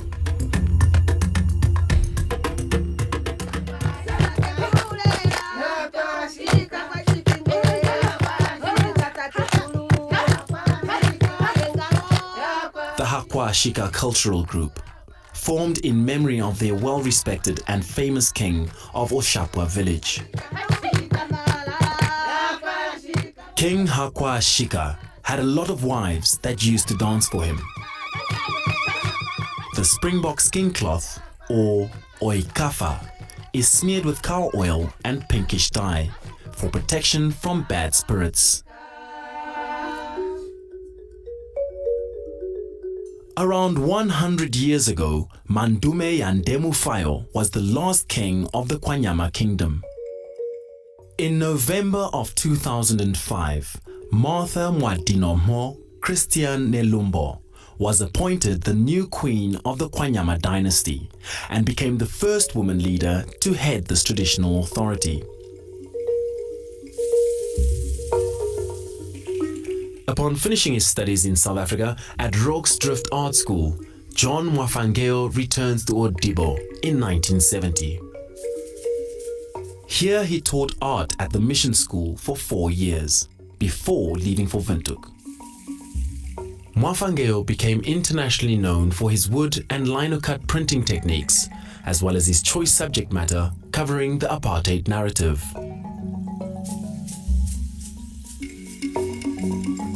The Enana Memorial Shrine was constructed after human remains were found a few meters from this site in 2005. The two murals depict the courage of planned combatants, as well as the civilians who supported them during the liberation struggle. The prominent female soldier symbolizes victory, independence, and all of Namibia's national achievements. Oipotongo Yanamene cultural group is named after the trails left by elephants.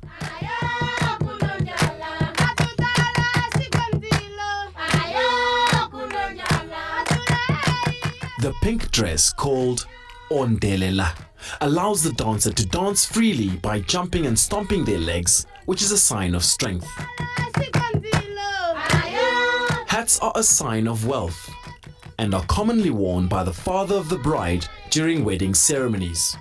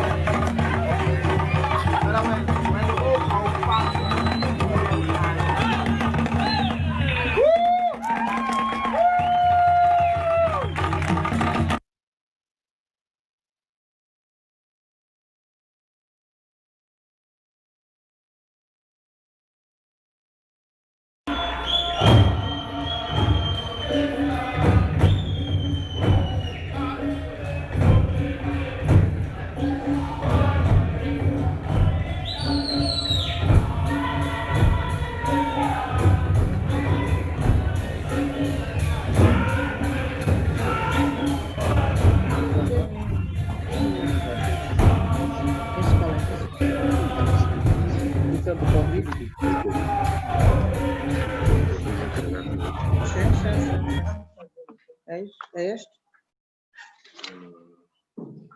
Por ocasião dos debates sobre o Covid.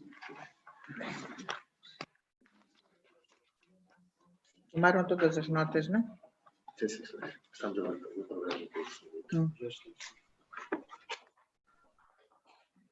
Mais uma vez, muito bom dia, excelências.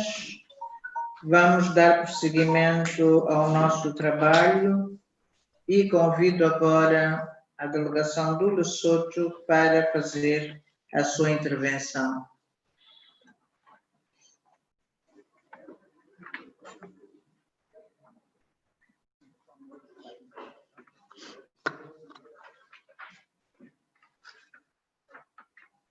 Será que já estão na sala? Eu nunca consigo saber se já estão ou não. Eu sei, sua tia.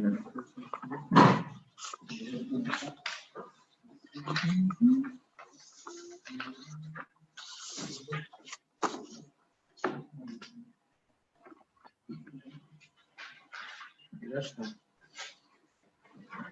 Já estamos. O Lesotho não está. Tá. Está?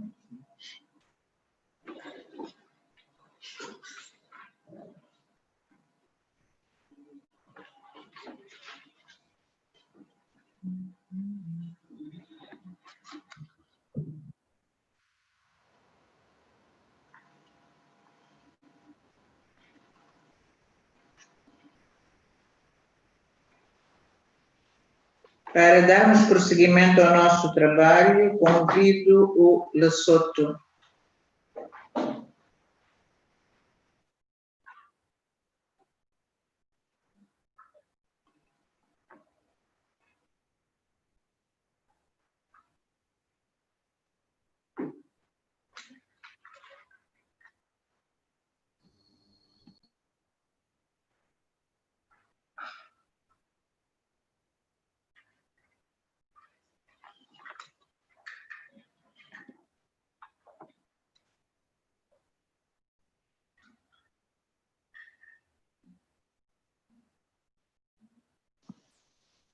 Honorable President, maybe we move to the next country. We are still trying to contact Lesotho.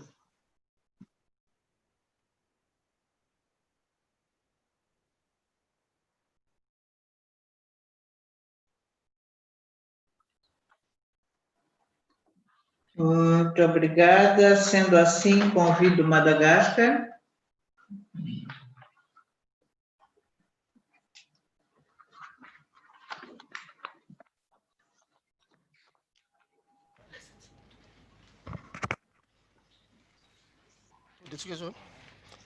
Je suis Dr Fiarouvana Louvanirina Célestin, chef de délégation du Parlement malagasy. Honorable Présidente Esperança Lorinda Francisco Bias,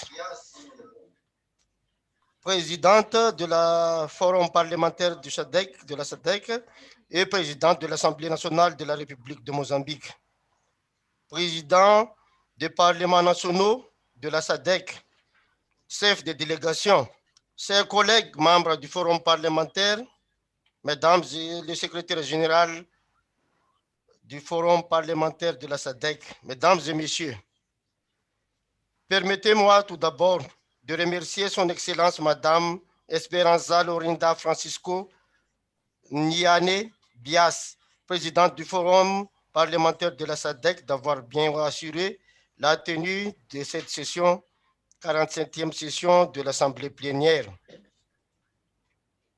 Nous saisissons également cette occasion pour adresser nos vifs et sincères remerciements à nous tous qui ne vont pas ménager nos efforts pour prendre part aux différentes séances de cette session. L'année que nous avons traversée fut une année pour le moins difficile, marquée par beaucoup d'imprévus et d'incertitudes, en raison notamment de cette pandémie qui n'a laissé aucun pays indemne. Si bien qu'organiser cette session au cœur de cette pandémie relèverait d'une prouesse technique et une coordination remarquable. Aussi remercions-nous, là juste à titre, le comité exécutif et toutes les commissions permanentes au sein du forum parlementaire de la SADC qui ont bien voulu et ont effectivement effectué leur séance de réunion virtuelle également afin de nous permettre de tenir cette session dans les meilleures conditions. Mesdames et messieurs, la tenue de cette session arrive à point nommé et répond exactement aux attentes de chaque pays membre en cette période d'incertitude où divers questionnements se posent quant aux réponses à donner de la part du forum parlementaire face à cette pandémie, quant au positionnement de chaque parlement nationaux durant les moments forts de cette crise sanitaire et surtout quant au futur de notre forum parlementaire et au rôle qu'il devrait jouer dans l'avenir proche. Cette session s'inscrivant dans la foulée des décisions et recommandations issues des réunions consécutives tenues par le comité exécutif et des commissions permanentes du forum parlementaire de la SADC. Des travaux nous ont été alors confiés pendant cette session, lesquels nous conjurent à exploiter et mettre en œuvre de manière opérante et avec énergie les réponses visant l'atténuation de cette pandémie et de ses impacts disponibles dans notre sous-région et dans le monde entier. En termes de réponse, Madagascar, après le 19 mars 2020, où le ministère de la Santé a confirmé l'existence de cas importés, puis de cas contacts s'étant répandus dans quelques régions du pays, s'est empressé à mettre en place une structure nationale de concertation, de coordination de réponse à la pandémie. Son Excellence, Monsieur le Président de la République, a décrété l'état d'urgence sanitaire qui s'est traduit par le confinement total du pays, accompagné par des mesures restrictives afin de contenir l'expansion du virus, en conformité avec la loi fondamentale et la loi sur les situations d'exception. Ces mesures ont touché l'ensemble des secteurs d'activité et ont porté leurs fruits en matière d'épidémiologie, puisqu'elles se sont portées sur la prévention, la prise en charge et le renforcement du système de santé. Ainsi, Mute, please. Pedro, mute. Ainsi que des systèmes de sécurité. Des mesures sociales ont également été prises en faveur de plus démunis. Ensuite, celles-ci se sont étendues à plusieurs clusters sociaux fortement touchés par les effets négatifs des mesures de confinement. Tout ceci grâce à la coopération fructueuse avec les partenaires techniques et financiers, aussi bien multilatéral que bilatéral et internationaux, aussi bien que nationaux. Mais le point fort de Madagascar s'est surtout manifesté par la mise au point de Tamba Covid Organics développé et produit par les instituts nationaux de recherche appliquée nommé Institut Malagasy de recherche appliquée, IMRA, qui a fortement contribué à limiter les formes graves et amoindrir les décès liés au coronavirus. Par ailleurs, l'efficacité de cet remède amélioré a convaincu les laboratoires nationaux et a abouti à sa transformation en gélule dénommée CVO+, actuellement produit par la compagnie pharmaceutique nationale Pharma Malagasy. Le parlementaire n'est pas en reste dans la lutte contre la pandémie. Il a toujours été au chevet du gouvernement dans la prise de ces mesures de réponse, car chaque mesure de prolongation de l'urgence sanitaire, le président de la République est obligé de consulter le président de deux chambres du Parlement avec les autres chefs des institutions. Et malgré l'existence de la pandémie, les sessions ordinaires et extraordinaires ont eu lieu dans un cadre spacieux pour pouvoir respecter les gestes barrières. Puis, les parlementaires, membres de différents groupes, ont pu participer aux différentes réunions virtuelles. Et au cours des sessions parlementaires, le chef de gouvernement doit présenter devant les représentants du peuple la politique générale de l'État et son plan de mise en œuvre, au cours duquel les priorités ont été axées sur la lutte contre cette pandémie et les mesures post-pandémiques pour la relance économique. Des consultations obligatoires que les élus du peuple n'ont pas manqué et au cours duquel ils ont prodigué des conseils et des recommandations visant à bien orienter et bien adapter les réponses aux situations et à la réalité sociale vécue dans les localités, d'où sont issus les élus. Ainsi, les parlementaires ont fortement contribué à l'adéquation des réponses aux réalités locales qui diversent d'une localité à une autre en matière sociale, économique et sanitaire. De plus, les parlementaires ont activement participé dans les opérations de sensibilisation et prévention en s'éparpillant dans les localités reculées pour faire connaître l'existence et l'expansion du virus, ainsi que de distribuer des matériels préventifs et des matériels sanitaires pour renforcer le système sanitaire local, afin de permettre la prise en charge des malades éloignés dans des grandes villes. Au cours de cette pandémie, les parlementaires malgaches n'ont seulement pas joué son rôle de contrôle et de conseil auprès du gouvernement par ses propositions concrètes et ses recommandations correctives, mais s'est également investi dans les activités d'information, éducation et communication, outre les actions sociales et sanitaires entreprises auprès des électeurs dans leur circonscription. Les parlementaires ne sont pas privés d'opérer d'actions, de plaidoyer en faveur de plus d'interventions du gouvernement dans leur circonscription d'origine. La conjugaison de tous ces efforts ont permis à Madagascar de rester dans les classes des pays les moins touchés par cette pandémie. Et nous pouvons dire avec fierté que les parlementaires malgaches y ont joué un important rôle. Il y a beaucoup de cas positifs confirmés par les PCR. Il y a des décès. Par contre, les guéris sont nombreux. Mesdames et messieurs, notre mission nous confère une proximité avec la population. Ceci nous permet de changer le cours des choses. Notre implication dans la mission qui nous ont confiée en tant que membres du forum ferait penser la balance en faveur du bien-être de tous.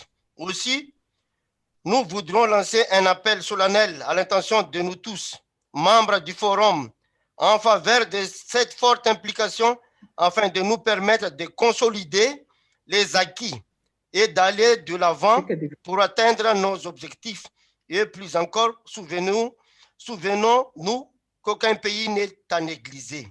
Madagascar confirme également son entière approbation et son adhésion totale à l'idée de transformer le forum parlementaire de SADC en parlement régional de la SADC, un objectif déjà manifesté dès sa création en 1997, puisqu'il est déplorable que le forum parlementaire de la SADC soit la seule organisation Obrigada, Excelência.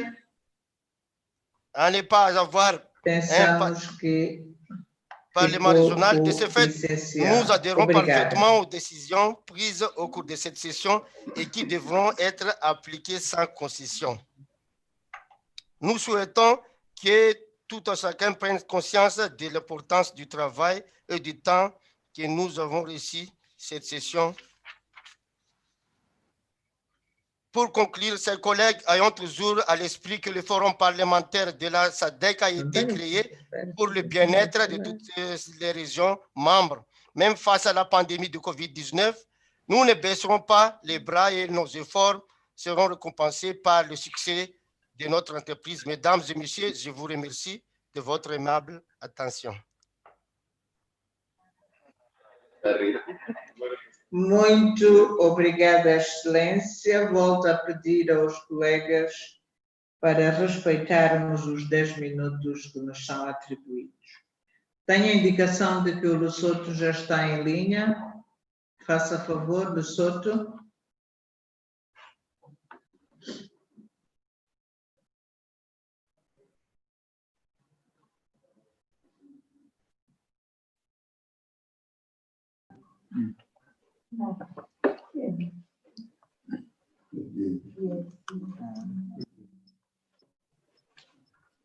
Madam President,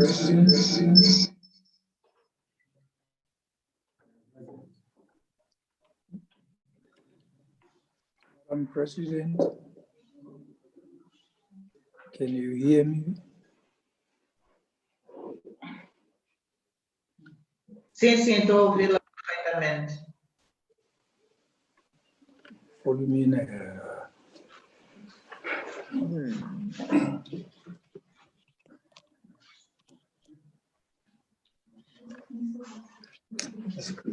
Madam President,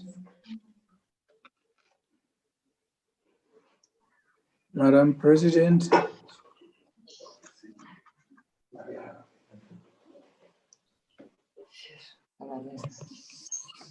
can you hear me?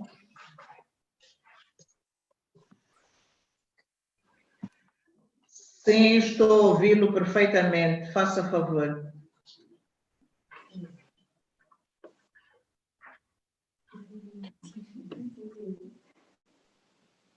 Madam President. Entate. Can you hear me? The Honorable President indicated that you are audible, sir. I didn't hear that. Thank you very much. Can I go on now? Madam President,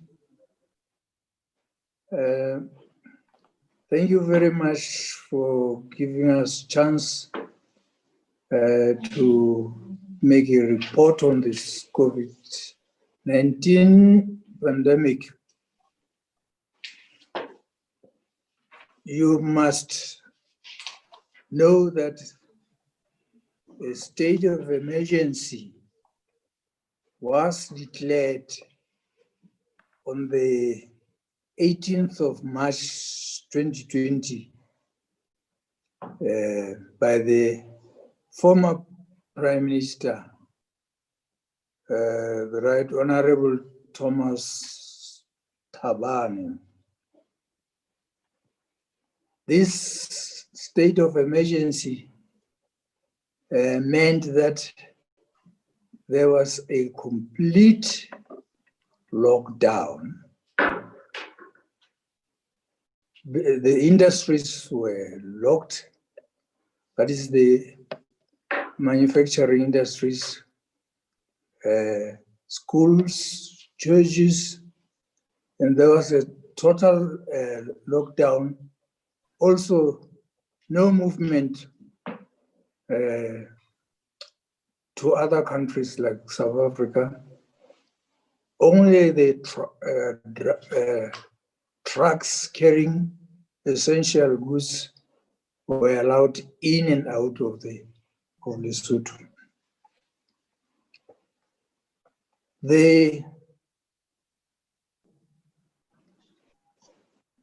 This coincided with the disruption of Parliament because of that declaration of a state of emergency. Temporarily, the Parliament was closed, but then after 14 days, it was reopened. This is what the Parliament did in order to show safety measures. Lesotho adopted new procedures and technological innovations that enabled the Parliament and its committees to function. In addition to the provision of personal protective equipment, screening, sanitization, and fumigation of parliament buildings, the following administrative arrangements were made to ensure the sittings comply with the COVID-19 regulations and WHO guidelines. Hours of sitting were changed and reduced to a maximum period of 4 hours. The parliamentary well was reconfigured and increased by declaring the speaker's gallery as part of the well. Mind you, the public gallery in our parliament is not on the same level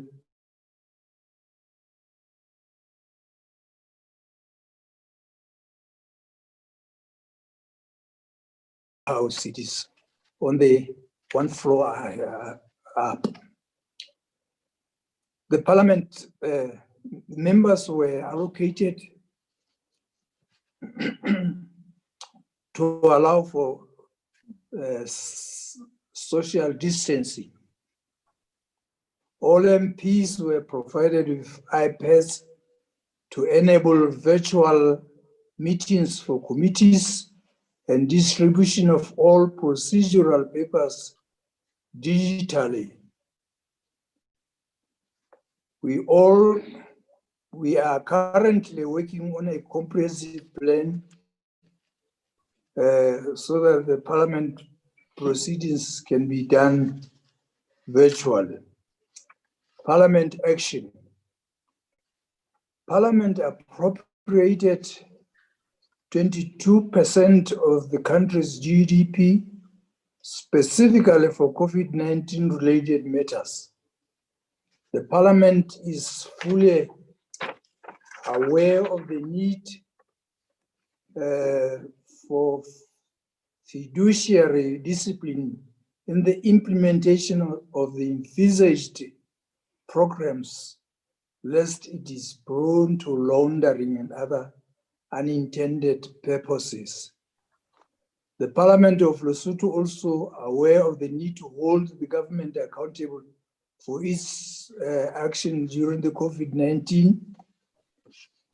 Members were allowed to pose questions on ministerial statements, also oral questions which put the government on spotlight and called on the government to improve its services in the area of information dissemination, provisions of personal protective equipment, relief for vulnerable communities, including Basotho in the diaspora and affected businesses, as well as opening of schools. Motions were received from many members which called for the establishment of ad hoc committees to oversee, monitor all COVID-related matters in order to ensure that Basotho's interests are prioritized. Committee hearings. Committees continued with their meetings, which were held virtually. One committee, for example, considered the policy content on the effects of the COVID-19 regulations. The same committee also had the opportunity to assess the impact of COVID-19 on certain sectors of the community, particularly children, and interrogated ministers on their plans to address the prevailing challenges on the health and education of the children. In conclusion, Madam President, the government continues to give food passages to the affected communities. Thank you very much.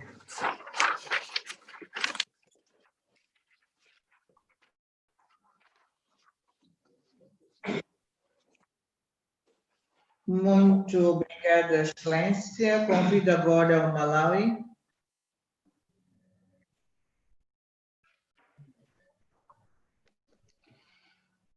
Well, thank you very much, Madam President and honorable members. I am making a statement on COVID-19 from Malawi on the assumption that you are able to hear me. First of all, it is a pleasure that the Malawi Parliament can be able to present this report based on what we've been going through as a country. It has been a very challenging time, but we've managed to pull out of the difficult time as we are moving forward in making sure that our functions as a parliament continue to take place. We are all aware of the spread of COVID-19, that it has a very, very big impact on the way parliament business has been going on. I was very happy to listen to other parliaments, how they've been able to deal with the issue of COVID in their settings. Nevertheless, Parliament still remains a very major part of the arm of government in Malawi, and our work did not stop entirely, although we had some adjustments, which I'm going to share with you, honorable members. For Malawi, the meeting of Parliament was urgent and also very demanding due to the fact that we had to hold fresh presidential elections following the High Court judgment, which directed that the 2019 elections had to be annulled. As a result, the Parliament of Malawi, through the Business Committee, resolved that to continue fulfilling its constitutional mandate, we had to come up with guidelines, which we adopted from the Minister of Health, the World Health Organization, but also through research and experiences from other parliaments within the region, as well as outside our region, on how to manage the risk of COVID-19 among the members of parliament, staff, as well as various stakeholders. I would like to share with you some of the interventions that the National Assembly of Malawi came up with. Firstly, we introduced what we called a hybrid rule of conducting parliamentary business. These were aimed at ensuring that business was conducted with reduced risks as well as exposure to the coronavirus. Secondly, general prevention of infection was also made sure that we took care of so that the spread of COVID-19 shouldn't continue at the Malawian Parliament.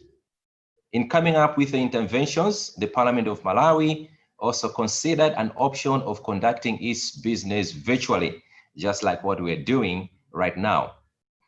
However, this became a challenge given the capacity of our ICT infrastructure, among other factors. Some of the interventions are still under review right now due to the current status of COVID-19 in the country.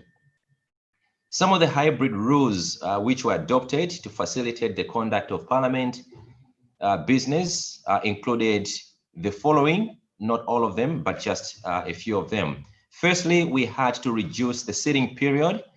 The number of sitting hours was restricted to not more than 2 hours a day, compared to 4 days other times, or 4 hours per day, sometimes 6 hours in a day. Secondly, the sitting arrangement. Out of the 193 members of Parliament, only 100 members were allowed to sit inside the main chamber. The other members were assigned to sit in 2 other different rooms where they were able to exercise social distance, as well as be able to monitor the proceedings on big screen televisions. Thirdly, there was also a limited number of secretariat in the chamber. Admission of the support staff of the cabinet minister was also reduced, as well as restriction as to who was supposed to come to attend parliament sessions. We're talking about the general public. Fourthly, all other stakeholders like the public, also the media, they were also restricted to come. Only essential or very few media houses were allowed to come, but mostly they were supposed to monitor the proceedings through live streaming, through the social media, but also on TV stations. Fifthly, only accredited media houses were supposed to attend, as I said earlier. And sixthly, only those members who were supposed to speak, we came up with a speakers list for a particular day. Only those ones were allowed to come and attend the parliamentary procedures inside the main chamber. The others were allowed to monitor in the adjacent rooms that were dedicated to them. When it came to point of orders, they were not allowed during this particular time unless it was absolutely necessary and the speaker was made aware of that particular point of order.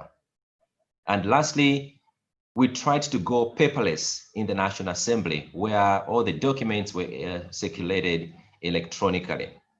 This was one way of making sure that there was a reduction in terms of contact between members of staff as well as the parliamentarians.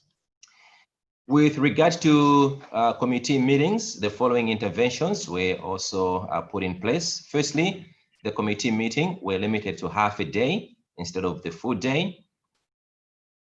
Tables, desks, and microphones were also removed so that there was reduced contamination.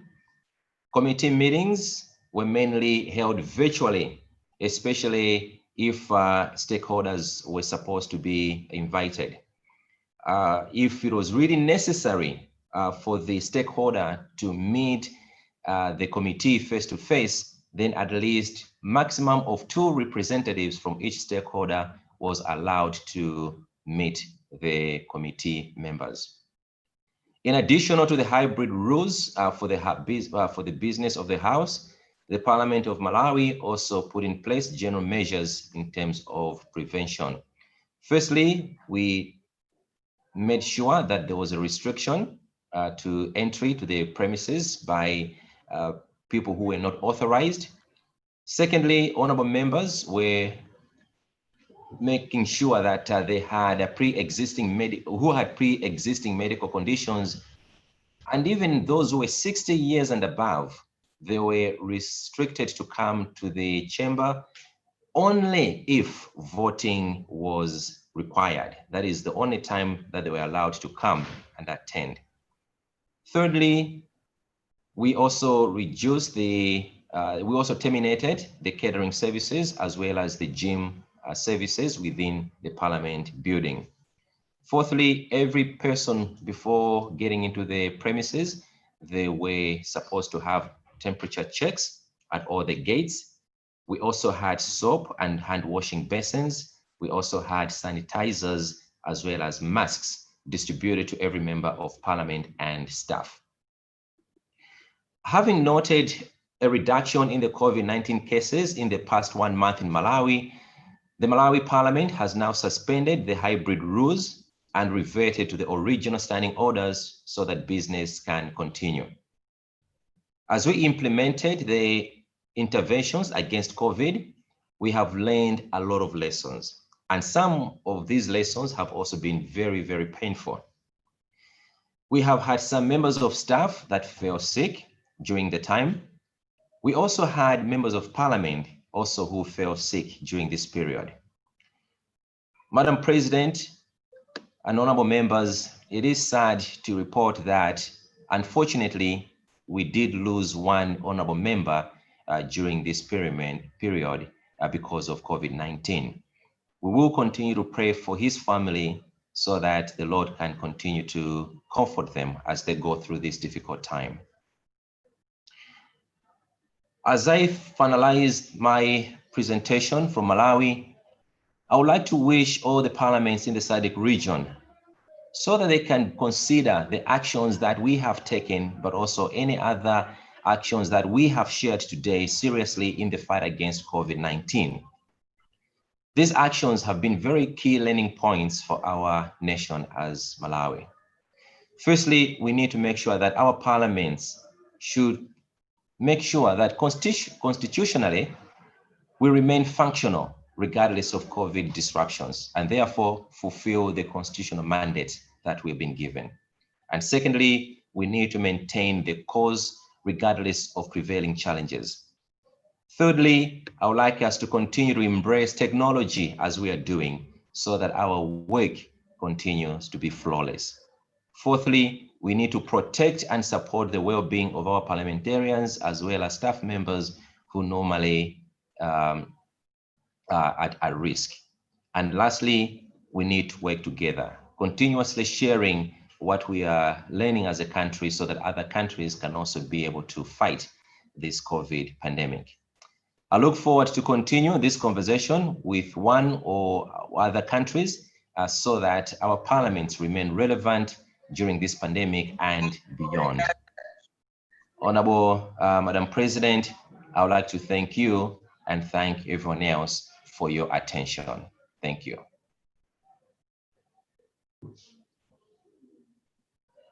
Muito obrigada, Excelência. Convido agora as Maurícias.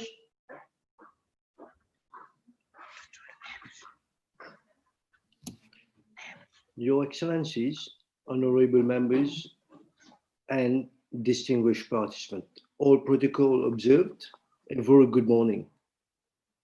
It is with immense pleasure that I address this August 47th Plenary Assembly of the SADC Parliamentary Forum to share the experience and perspective on the COVID-19 response at the national level and on the strengthening of accountability. I believe this exchange between member parliament of the forum is important because COVID-19 is a common problem to the SADC, and our resilience as a geographic region lies in shouldering one another to find prompt and steadfast solutions that serve us all. May I take this opportunity to share the grief of member states who have lost countrymen during the pandemic. May I also extend our gratitude to all members for sharing their views today on the SADC platform. I'm pleased to share that in Mauritius perspective, the Parliament has taken quite a few actions to counter the effect of COVID through legislation, namely, and oversight action. Mauritius, very soon in March 2020, upon the detection of the first COVID positive result, closed its border, started an aggressive sensitization campaign and executing contact tracing. The Ministry of Health and Wellness made curfew orders for the purpose of preventing the spread of COVID-19 pandemic, and the whole country was locked down for at least 2 months. In view of the serious challenge facing the population at large, the Parliament was temporarily closed and major renovation work was carried in the chamber in order to accommodate all members of Parliament in a new configuration that allowed social distancing. Additionally, Assembly issued several guidelines that was embodied in protocol that were strictly adhered to by members of Parliament. On resumption of the renovation work, Parliament enacted a COVID-19 Miscellaneous Act, which amended several pieces of legislation in order to provide adequate framework for the public and private sector to continue to operate despite different physical movement restrictions. The COVID-19 was also an innovative legislation which gave economic and fiscal incentive to business and companies across the country so that they can continue to operate despite financial constraint due to disturbance in the consumer pattern. Additionally, new employment regimes were formally introduced, such as work from home scheme, which was very quickly adopted by the population. Most of the government for sectors which were facing hardship, self-employed has provided assistance in terms of monetary assistance and food packages. In addition to COVID-19 Act, I wish to add that a revamped Quarantine Act has also been enacted with new conditions set out in view to contain the spread of the virus. Health legislation as well were amended. Wearing of masks and social distancing were made compulsory in the country and were subject to fines and criminal law. With regard to accountability of institutions, Mauritius continued to manage to stay transparent because Parliament kept on working and the Cabinet of Ministers as well kept on with the very good work. And it is only thanks to the effort of the Cabinet, the Parliament, the prompt action, the diligence and quick response of the Prime Minister of the country that there are today no domestic cases of COVID in Mauritius. However, this August Assembly will also appreciate that the fight against COVID is far from over, and incremental progress can be quickly depleted if authorities and population at large are to lower the level of vigilance and caution. And that would apply, I understand, to all our member countries as well. In addition, it is indeed crucial that parliamentarians, we in Mauritius, are alert and responsive to the issues of their constituents, so that same can be escalated through MPs to Parliament in light with best principle and participatory democracy. In this regard, Parliament as an institution remains at the center stage of a high-level deliberation relating to COVID, and it is important for parliamentarian democracy to continue to flourish, for accountability on all fronts to prevail. Your Excellencies, honorable members, and distinguished participants.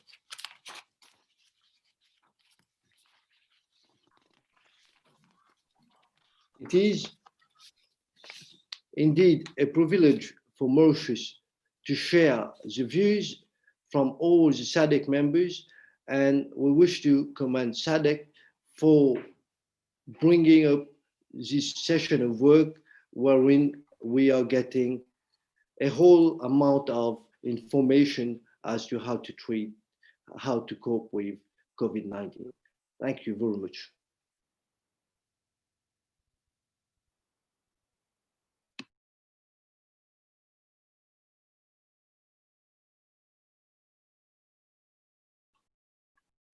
Muito obrigada, Excelência.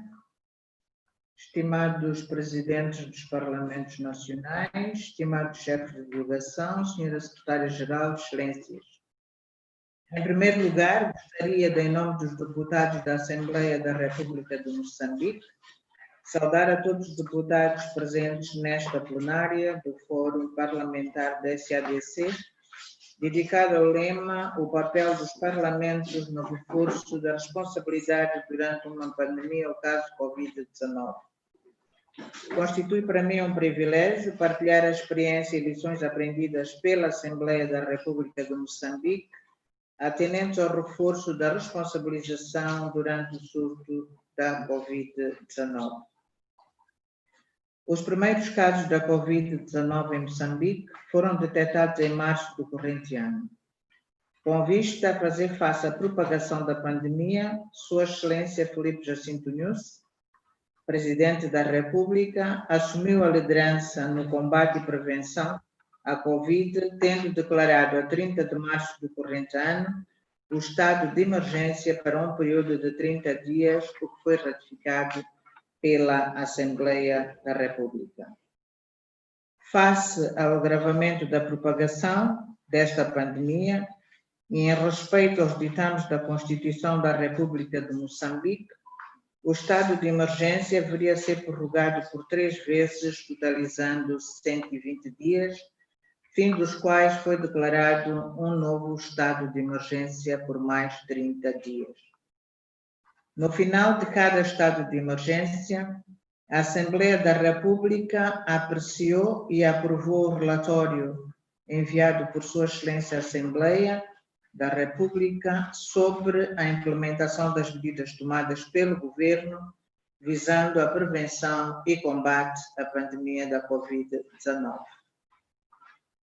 A Assembleia da República, com vista a reforçar o quadro legal para o combate e prevenção a esta pandemia e proteger a saúde pública, aprovou a Lei de Gestão e Redução de Riscos de Desastres e a Lei da Amnistia de Perdão de Penas, visando descongestionar e prevenir a contaminação nas cadeias. No quadro de reforço das medidas de combate à pandemia e no quadro da Lei de Gestão e Redução de Riscos de Desastres, o governo de Moçambique decretou o estado de calamidade que ainda está em vigor. A Assembleia da República aprovou a lei que altera o Código do Imposto sobre o Valor Acrescentado, com vista a proporcionar maior liquidez às empresas, tendo em conta a conjuntura econômica condicionada pela Covid-19. A aprovação de instrumentos legais pertinentes pela Assembleia da República, visando o combate à pandemia da Covid-19, contribuiu para que o nosso país tomasse medidas atempadas de prevenção e mitigação do seu impacto. Excelências, no âmbito do combate e prevenção da Covid-19, gostaria de partilhar as medidas adotadas pela Assembleia da República de Moçambique, dando os seguintes exemplos. A sessão ordinária que aprovou instrumentos importantes para o funcionamento das instituições do Estado no presente quinquênio decorreu em instalações alternativas com condições apropriadas, respeitando o distanciamento físico e a higiene dos espaços. O Parlamento realizou uma sessão extraordinária virtual que ratificou o decreto presidencial que prorrogou pela 3ª vez o estado de emergência, tendo os deputados participado na sessão a partir dos respectivos círculos eleitorais pela primeira vez na história do país. As tradicionais manifestações culturais de boas-vindas às entidades do Estado, Corpo Diplomático e outras entidades em eventos solenes foram temporariamente suspensos, ao mesmo tempo que o número de convidados foi reduzido. Na sala do plenário e nos restantes edifícios da Assembleia da República, para além da higienização e uso obrigatório da máscara e distanciamento pessoal, têm-se aplicado medidas de prevenção, nomeadamente dispensadores automáticos de álcool, termômetros e desinfecção de viaturas que entram no parque de estacionamento da Assembleia da República. Os deputados, no quadro das suas atividades parlamentares, quer em jornadas, quer em comissões de trabalho, têm sensibilizado as populações sobre as medidas de prevenção da Covid-19, tais como o uso correto da máscara, a observação do distanciamento social, a lavagem das mãos, o uso de materiais de higienização, entre outros. O posto médico da Assembleia da República criou uma ficha de identificação, rastreia a Covid-19, permitindo a identificação dos potenciais utentes suscetíveis de estarem contaminados com a Covid-19. A presença física dos deputados com histórico clínico de risco e idade avançada nas sessões está a ser dispensada. Foi instituída a rotatividade entre os funcionários e dispensados ao serviço os que possuem histórico clínico de risco e idade avançada. Está a ser implementada a desmaterialização dos processos administrativos, passando a sua digitalização, facto que tem ajudado na redução do risco de contágio pelo coronavírus. Foram preparadas salas e adquirido equipamento informático adequado e preparadas salas, o que tem permitido aos deputados a participarem em diversas reuniões virtuais. Excelências, os desafios impostos pela pandemia são imensos. Contudo, estou certa que a adoção e implementação de medidas de prevenção e de cooperação interparlamentar poderão contribuir para o desenho de estratégias que permitam uma resposta conjunta aos desafios impostos por esta pandemia. Pela atenção, o meu muito obrigada e convido a Namíbia para fazer a sua intervenção. Quantos minutos foram? Ainda faltavam. Ok, ótimo. Por 3 minutos. Thank you, Madam President, colleagues, ladies and gentlemen. I would like to commence our report on Namibia by citing few statistics. Accumulative confirmed cases, 11,891. Recoveries, 9,807. Newly confirmed cases are 62. Colleagues, the COVID-19 pandemic continues to disrupt institutions around the world, including our own parliament in Namibia. The pandemic has forced Parliament to adopt innovations such as information technologies that are now largely entrenched in the workplace. As an institution, we have adjusted our working environment to meet the demands of the new normal, as well as adhere to the health and safety protocols as dictated by our own Ministry of Health and Social Services and the WHO. During these trying times of the pandemic, we continue to try to reach out to the citizens of our country through judicial means in line with the mandate of Parliament. ICT gives us infinite opportunities that can be utilized by Parliament in its quest to engage the electorate. The pandemic has forced us to fast-track implementation of our plans to move towards an e-Parliament. We are now communicating digitally while maintaining the social distancing within the Parliament building.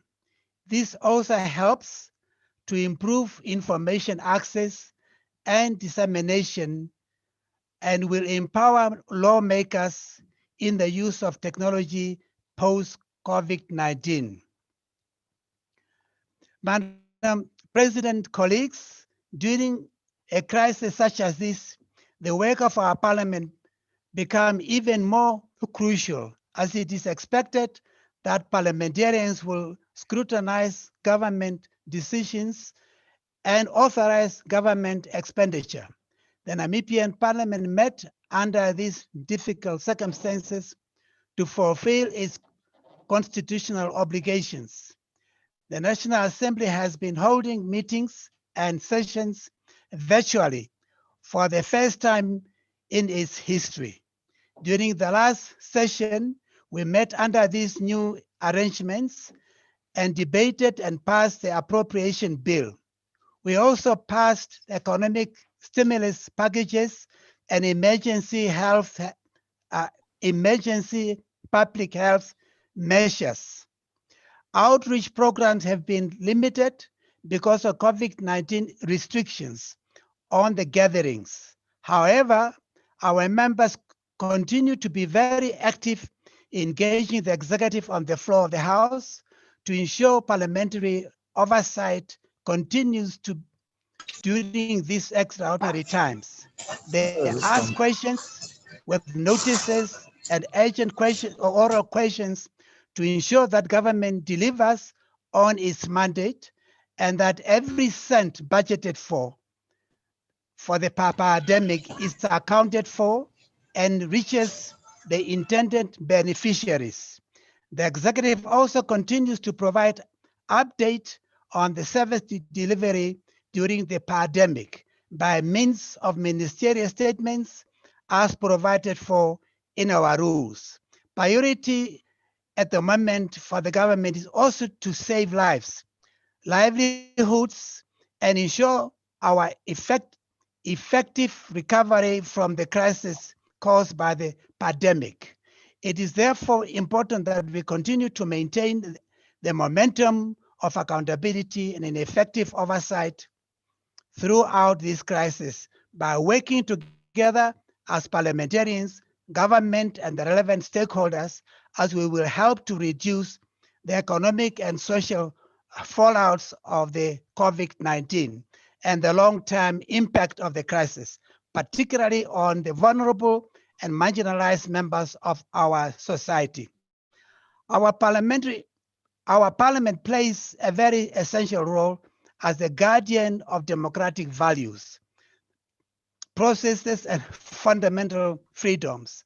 Our successful continued work also helps to enhance public confidence. Madam President, we need to compare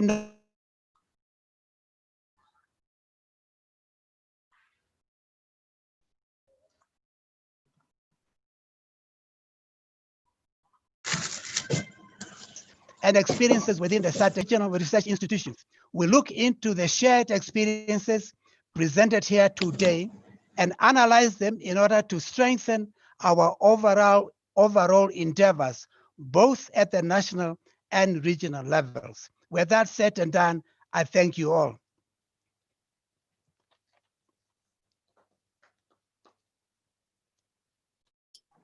Muito obrigada, Excelência. Convido agora a África do Sul.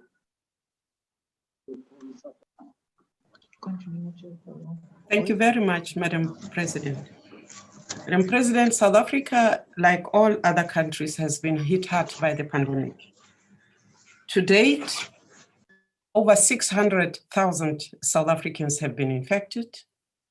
Over 17,000 people have died of COVID-related illnesses in South Africa. But we do have a 9% recovery rate. Therefore, grateful for the efforts made by South Africa towards to South Africans. Right at the beginning, when the presiding it was important for us to lead by example, and therefore we used the social media to spread out the messages for South Africans to keep safe, to wash their hands, and to observe the regulations. The president, at the beginning, gave South Africans to stock up. So when the hard lockdown came, South Africans had been given the chance to understand the regulations, the way which were coming out of the disaster management committee created to look at and to focus on the disaster created by the lockdown. On our own, we resisted the temptation to come out with special extraordinary committees to deal with the COVID-related oversight. We enabled all the committees whose ministers and portfolios were in the throng of the COVID-19 response team to sit.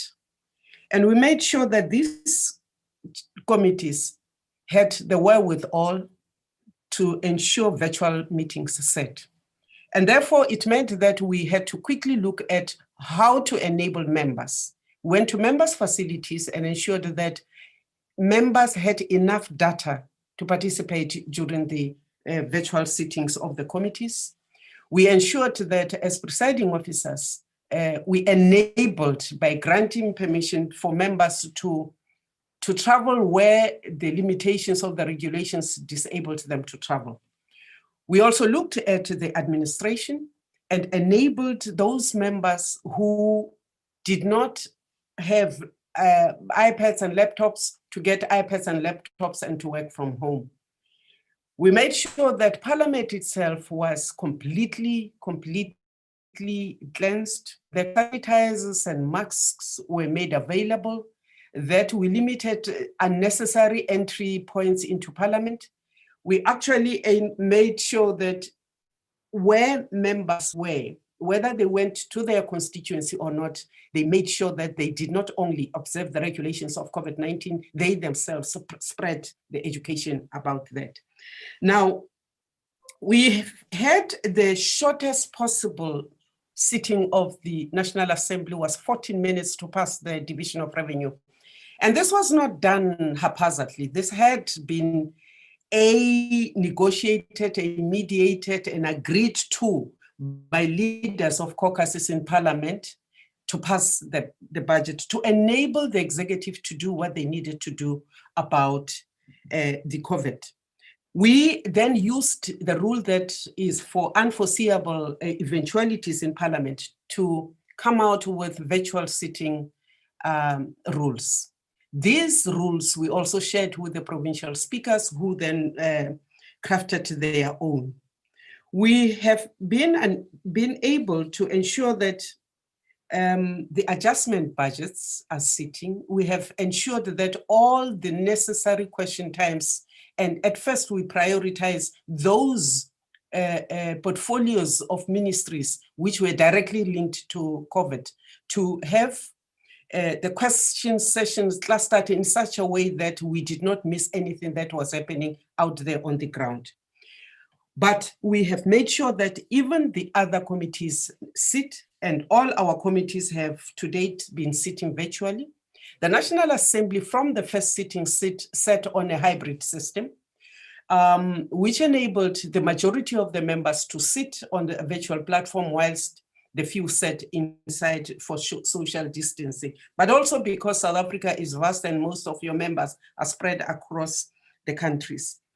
We have made sure that even though we have tinkered and enabled the rules to deal with virtual meetings, the points of orders are taken into consideration and how the members vote is protected. So even though on the virtual platform, your leader of a caucus or leader of a party carry the vote for the members, the individual member is still enabled by these rules to abstain or to take a different point from a party vote if they so wish. We are using all the platforms that we have. We are using your SABC, we've got a TV channel, we've got your social media platforms. We're using them to communicate. What we do find a bit of a challenge is that the legislation, because we are forced to have public hearings, have been something that has been a bit of a challenge because we're not been able to spread the participation to the villages, to those people who do not have access to ICT as we can. But we are working on it. And we think that this will actually stay with us for a while, because if members are aware, South Africa, we did expect a second wave of infections to hit us in September. Indeed, it is like that.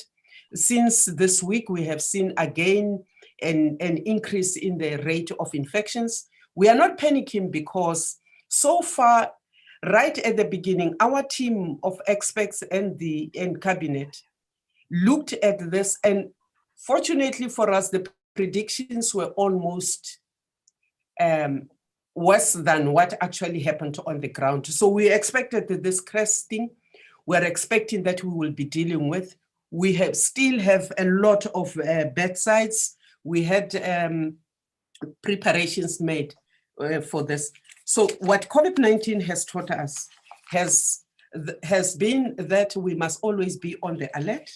We must always look at those who are over a certain age, not to be unnecessarily be made to be on the road or to come to Parliament. So comorbidities are being looked at both for the member and for the staff of Parliament.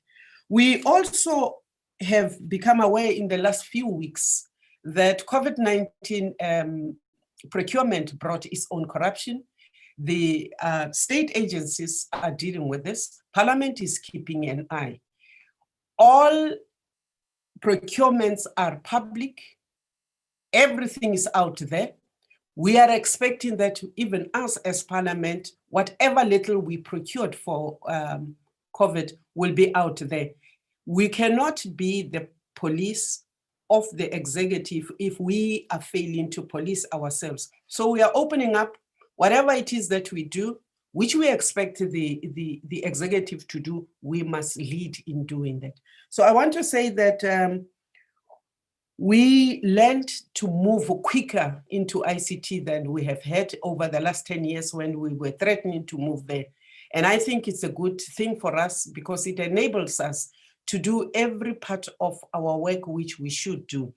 We are now in lockdown level 1 in South Africa, which now, by our calculations, enables the National Assembly to have 166 members in the House. That 166 is divided proportionately according to the parties. And after that 166, we will continue to have our business with other members on the virtual platform until we can normalize the things. So we do not want to risk any member. We do not want to risk any employee of Parliament. Thank you very much, Chairperson.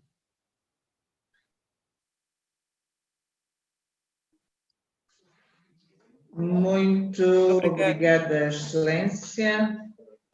Convido agora a Zâmbia.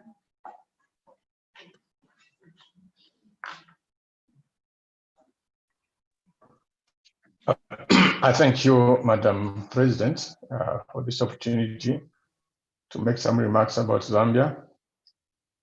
Being one of those who is speaking last on this topic, and having listened to what many of the colleagues who've spoken before have said, I do realize that most of the things that we are doing are the same, and therefore I think I can afford to summarize and say very little. The first thing is, of course, we are also affected as a country by the COVID.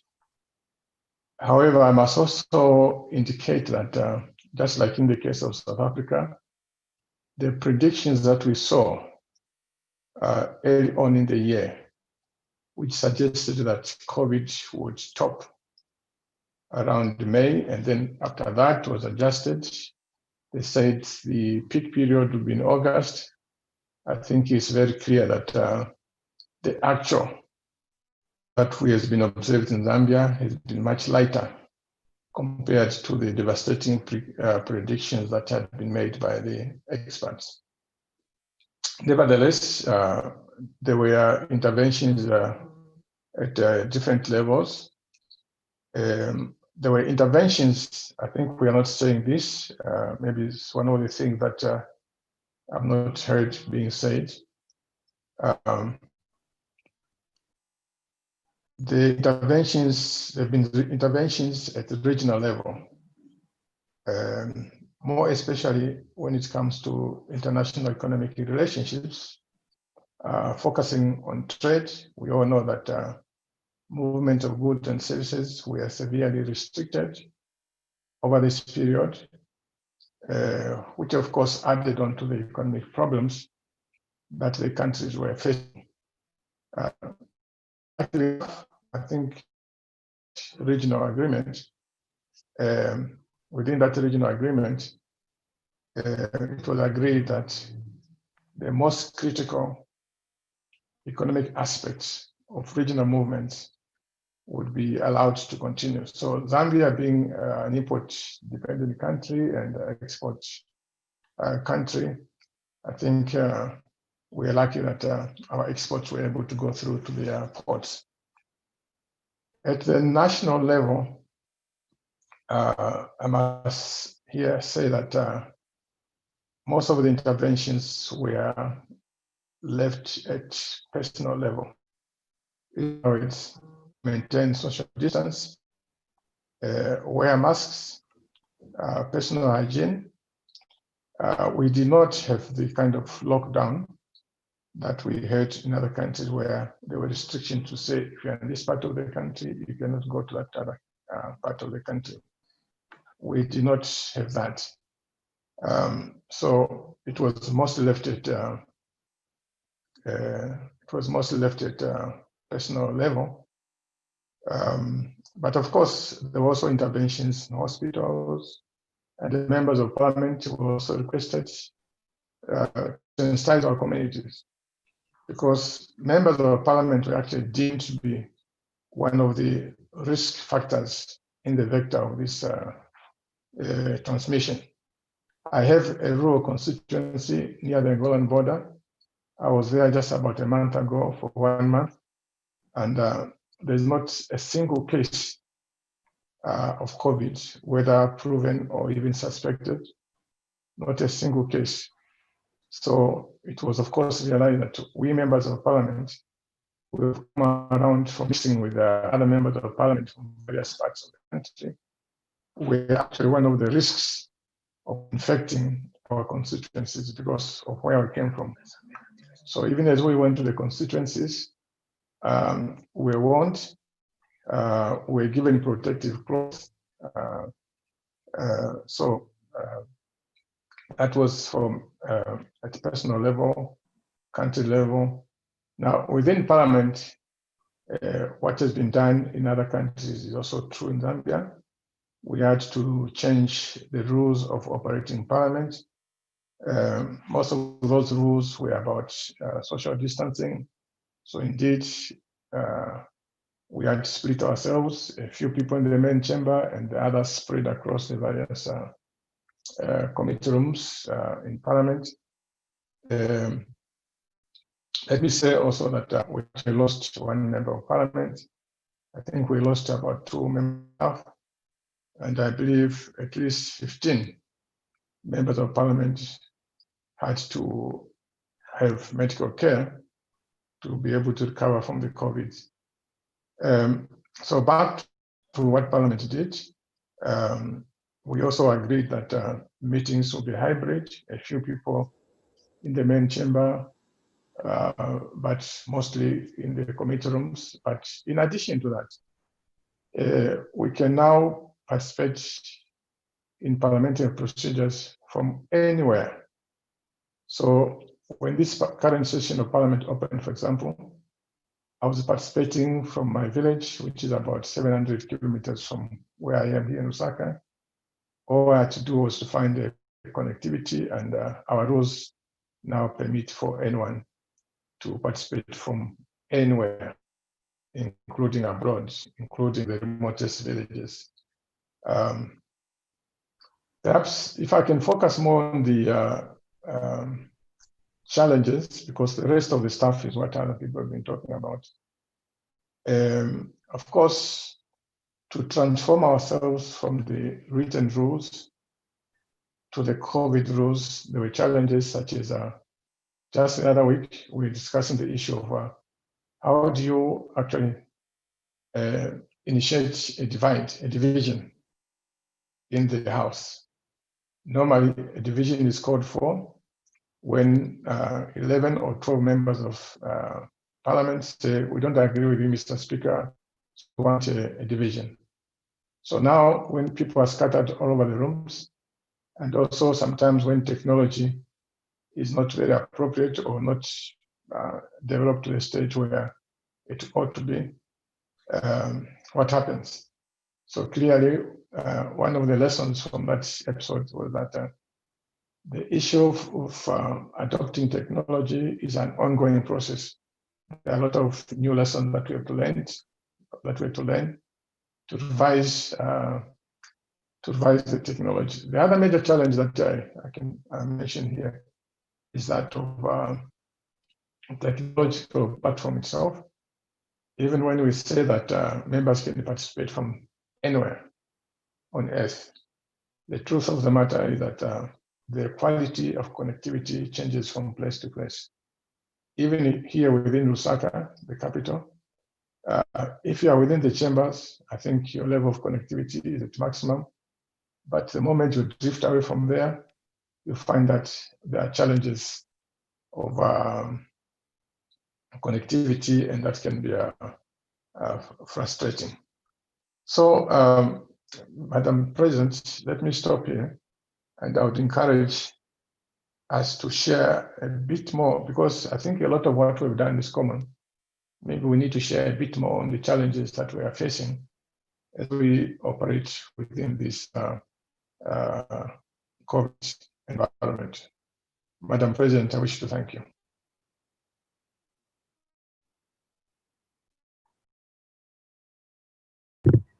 Muito obrigada, Excelência. Convido agora o Zimbábue.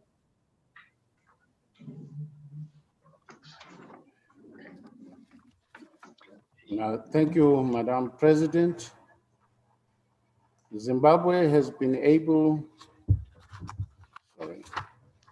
allow me from the outset to applaud the 47th Plenary Assembly for adopting its theme on the role of parliaments in strengthening accountability during a pandemic, the case for COVID-19.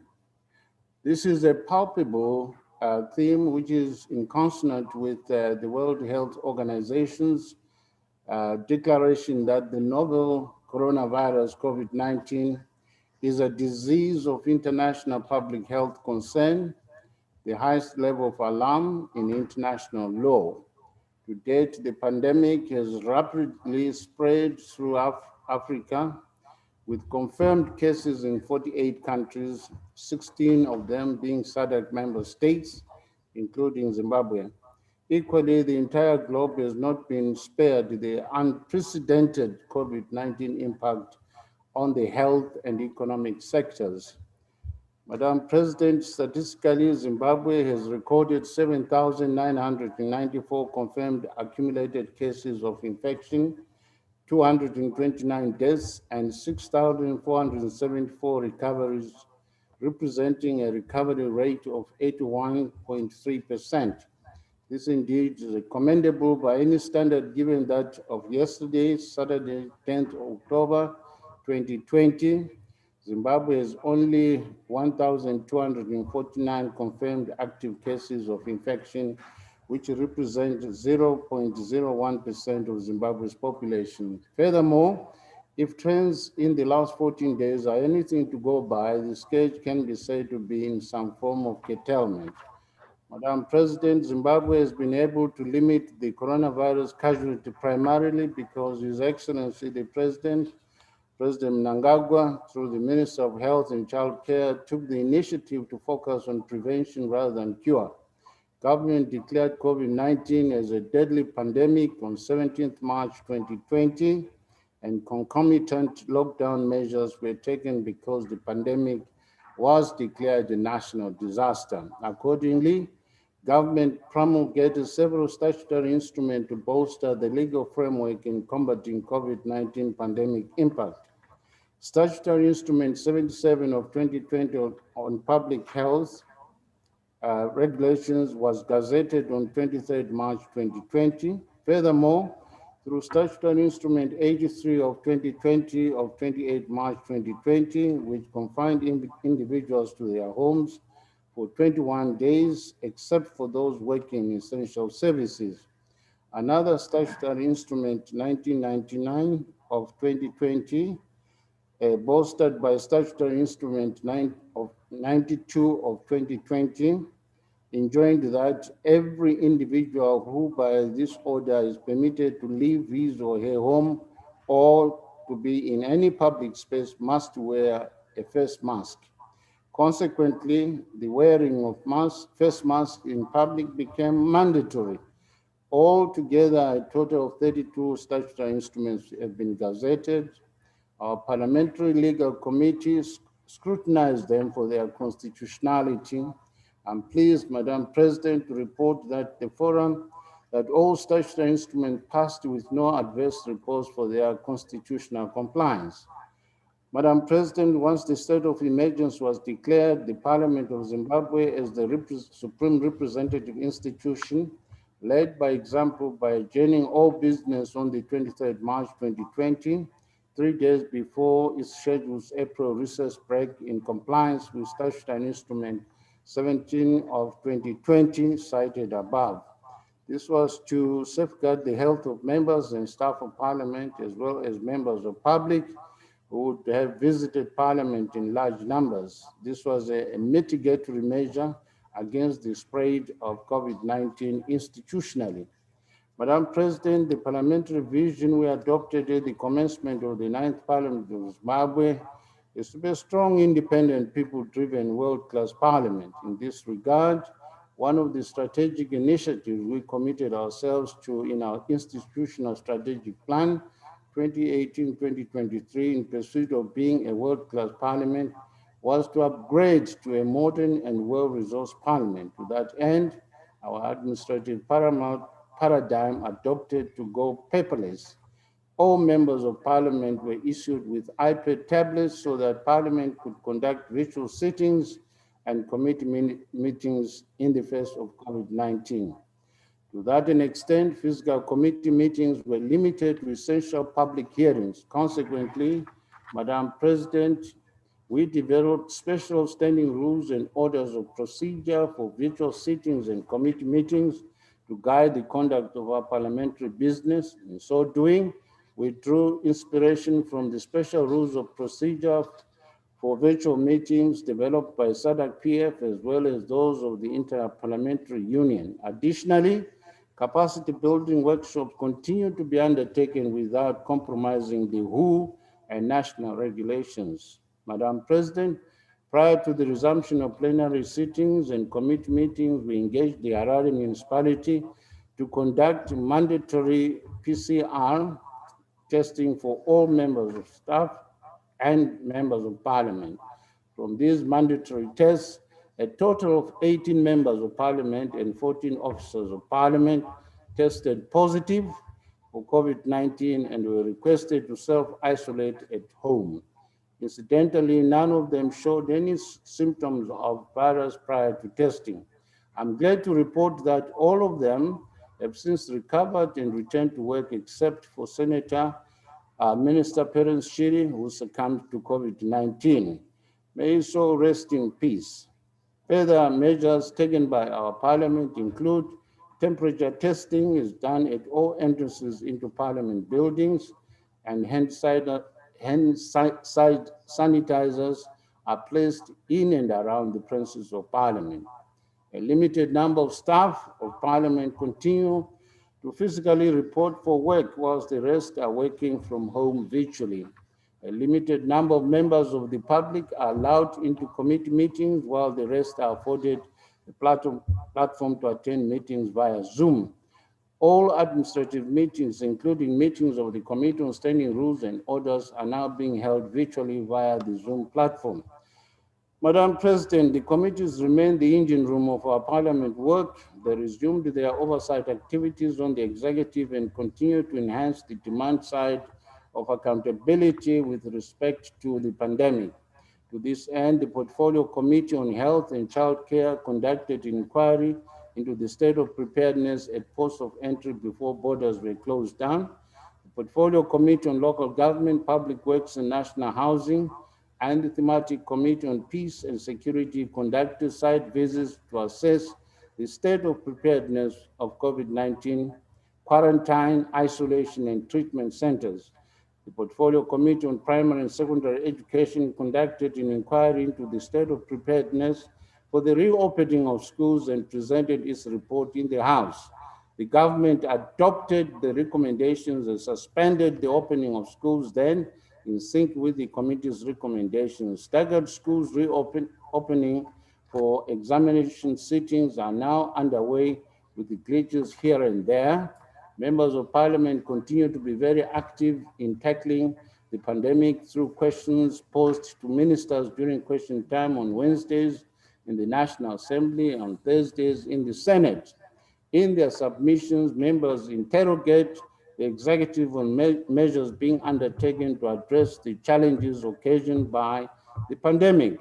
It is from these sessions that the executive outlines the continual pragmatic steps being taken to fight COVID-19 pandemic. It is during such sessions that Parliament has been informed of the outstanding innovation successes by our tertiary institutions who have applied their scientific knowledge in manufacturing personal protective equipment, ventilators, and sanitizers. In the same vein, our tertiary institutions are embarking on research in collaboration with other universities in order to manufacture an appropriate vaccine to cure those infected by COVID-19.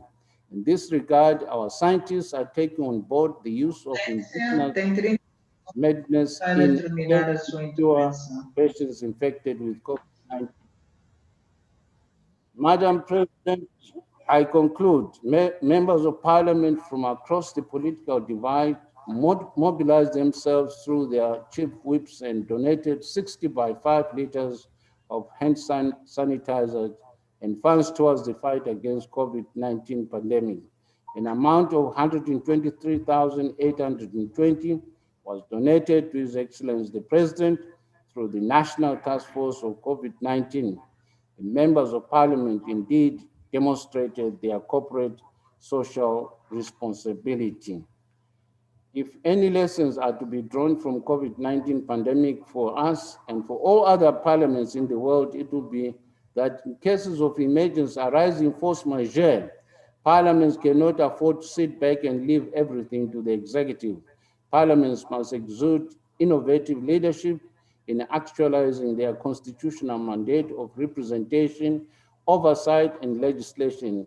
It is incumbent upon Parliament to ensure that COVID-19 mitigatory measures do not bluntly infringe upon human rights freedoms, the tenets of democracy, and the rule of law. As member parliaments of the Interparliamentary Union, it is an imperative that we should benchmark on best practices in tackling the COVID-19 pandemic. I so submit, Madam President. Thank you.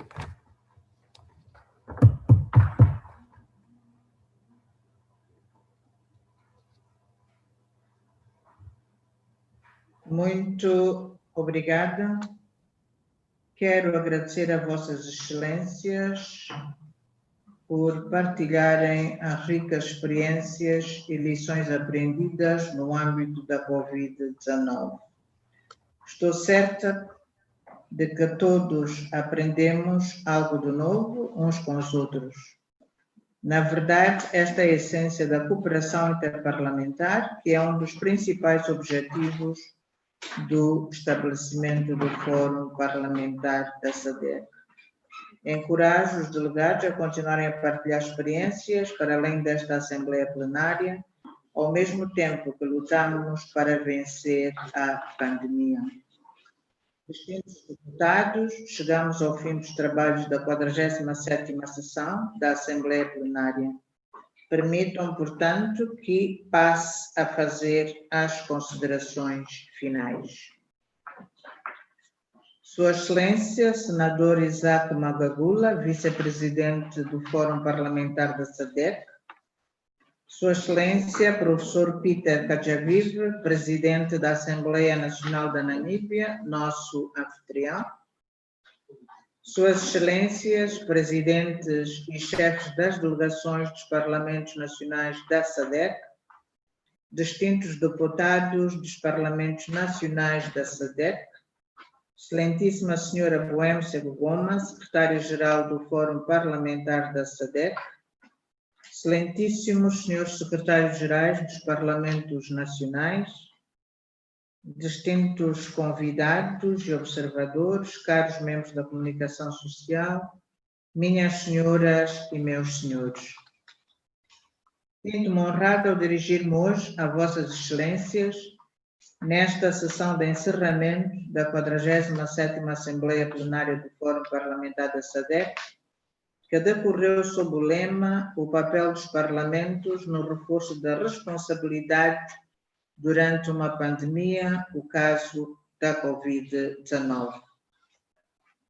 Durante estes 3 dias de sessão plenária, tivemos a oportunidade de trocar ricas experiências e ideias que nos permite afirmar com segurança que esta sessão foi coroada de êxitos.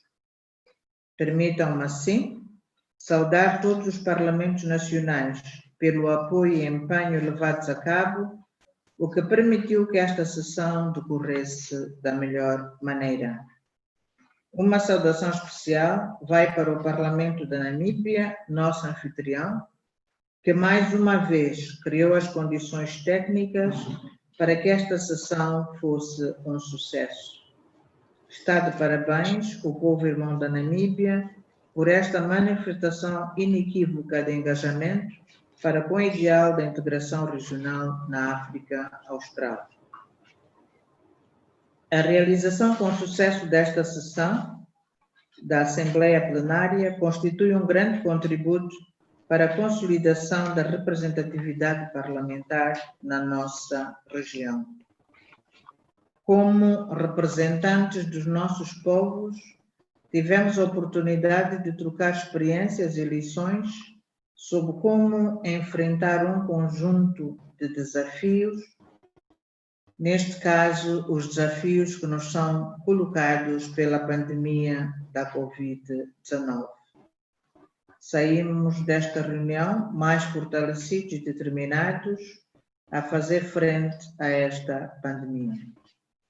Uma pandemia que tem vindo a causar perdas de vidas humanas, a condicionar a forma como vivemos e a ter impacto negativo ao nível econômico e social.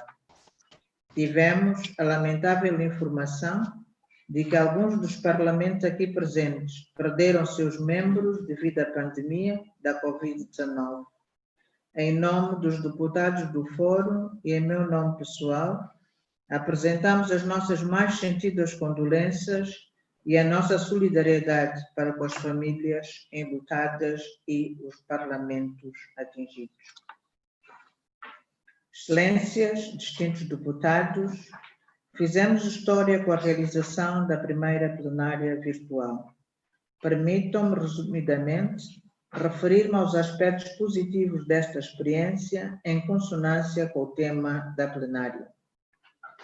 Esta reunião, embora virtual, manteve a solenidade e a substância que caracterizam as nossas sessões plenárias, sendo, pois, uma lição aprendida nestes tempos de crise. Pela primeira vez, o plenário foi realizado sem papel, contribuindo para a desmaterialização dos nossos trabalhos como forma de evitar a propagação do vírus e contribuir para uma melhoria do nosso ambiente. Os documentos do plenário foram circulados por via digital e os participantes fizeram bom uso das tecnologias de informação e comunicação. Apreciamos positivamente o relatório da Comissão Executiva sobre assuntos políticos e administrativos. O excelente trabalho realizado pela Comissão Executiva lançou as bases para o sucesso da nossa reunião e permitiu que a sessão decorresse de forma harmoniosa. Nesta sessão, foram tomadas importantes decisões sobre questões administrativas e normativas que irão contribuir para a consolidação organizacional do funcionamento do Fórum. Adotamos várias resoluções que tornam a nossa organização política e administrativamente mais forte e transparente, em linha com o nosso plano estratégico. Aprovamos igualmente uma moção de apoio à candidatura do deputado português, o Sr. Duarte Pacheco, para presidente da União Interparlamentar. Excelências, minhas senhoras e meus senhores, aprovamos o documento estratégico do lobby, um importante instrumento para o nosso desiderato comum de transformação do Fórum em Parlamento Regional da SADC.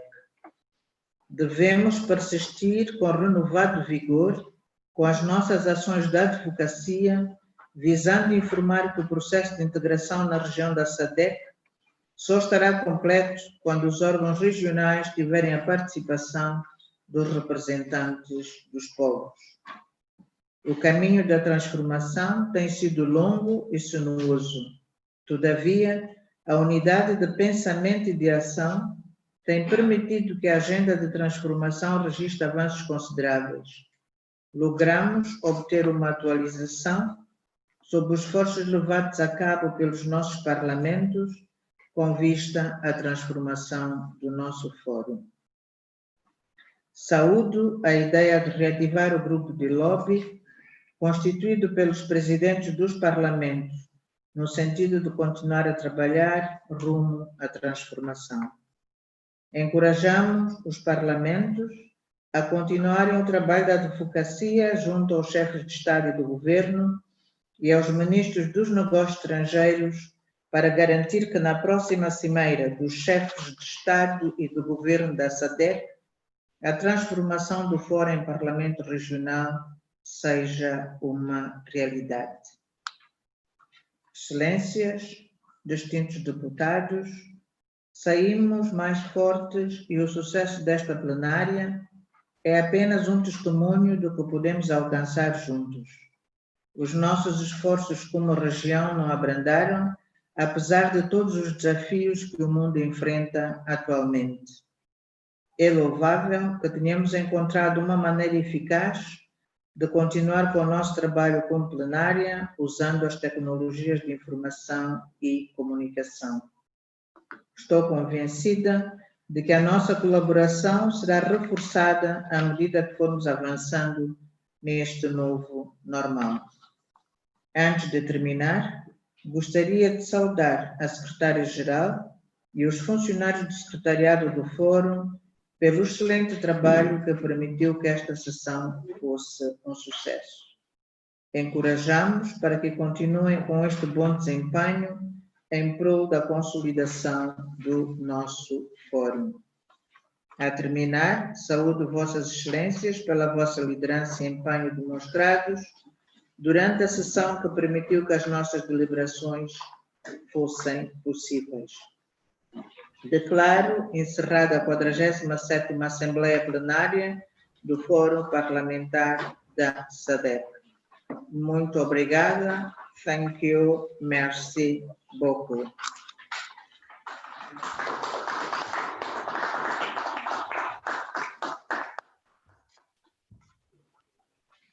Obrigada. Convido a senhora Secretária-Geral para apresentar anúncios, caso existam.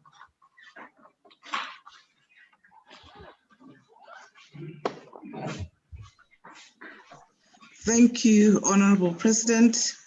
There are no announcements currently. Muito obrigada, senhora Secretária-Geral.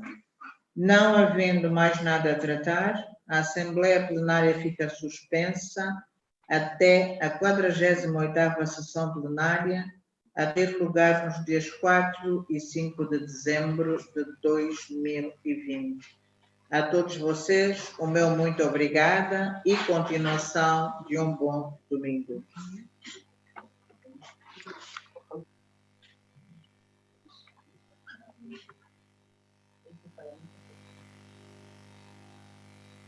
Thank you, Mabuemo. You look beautiful.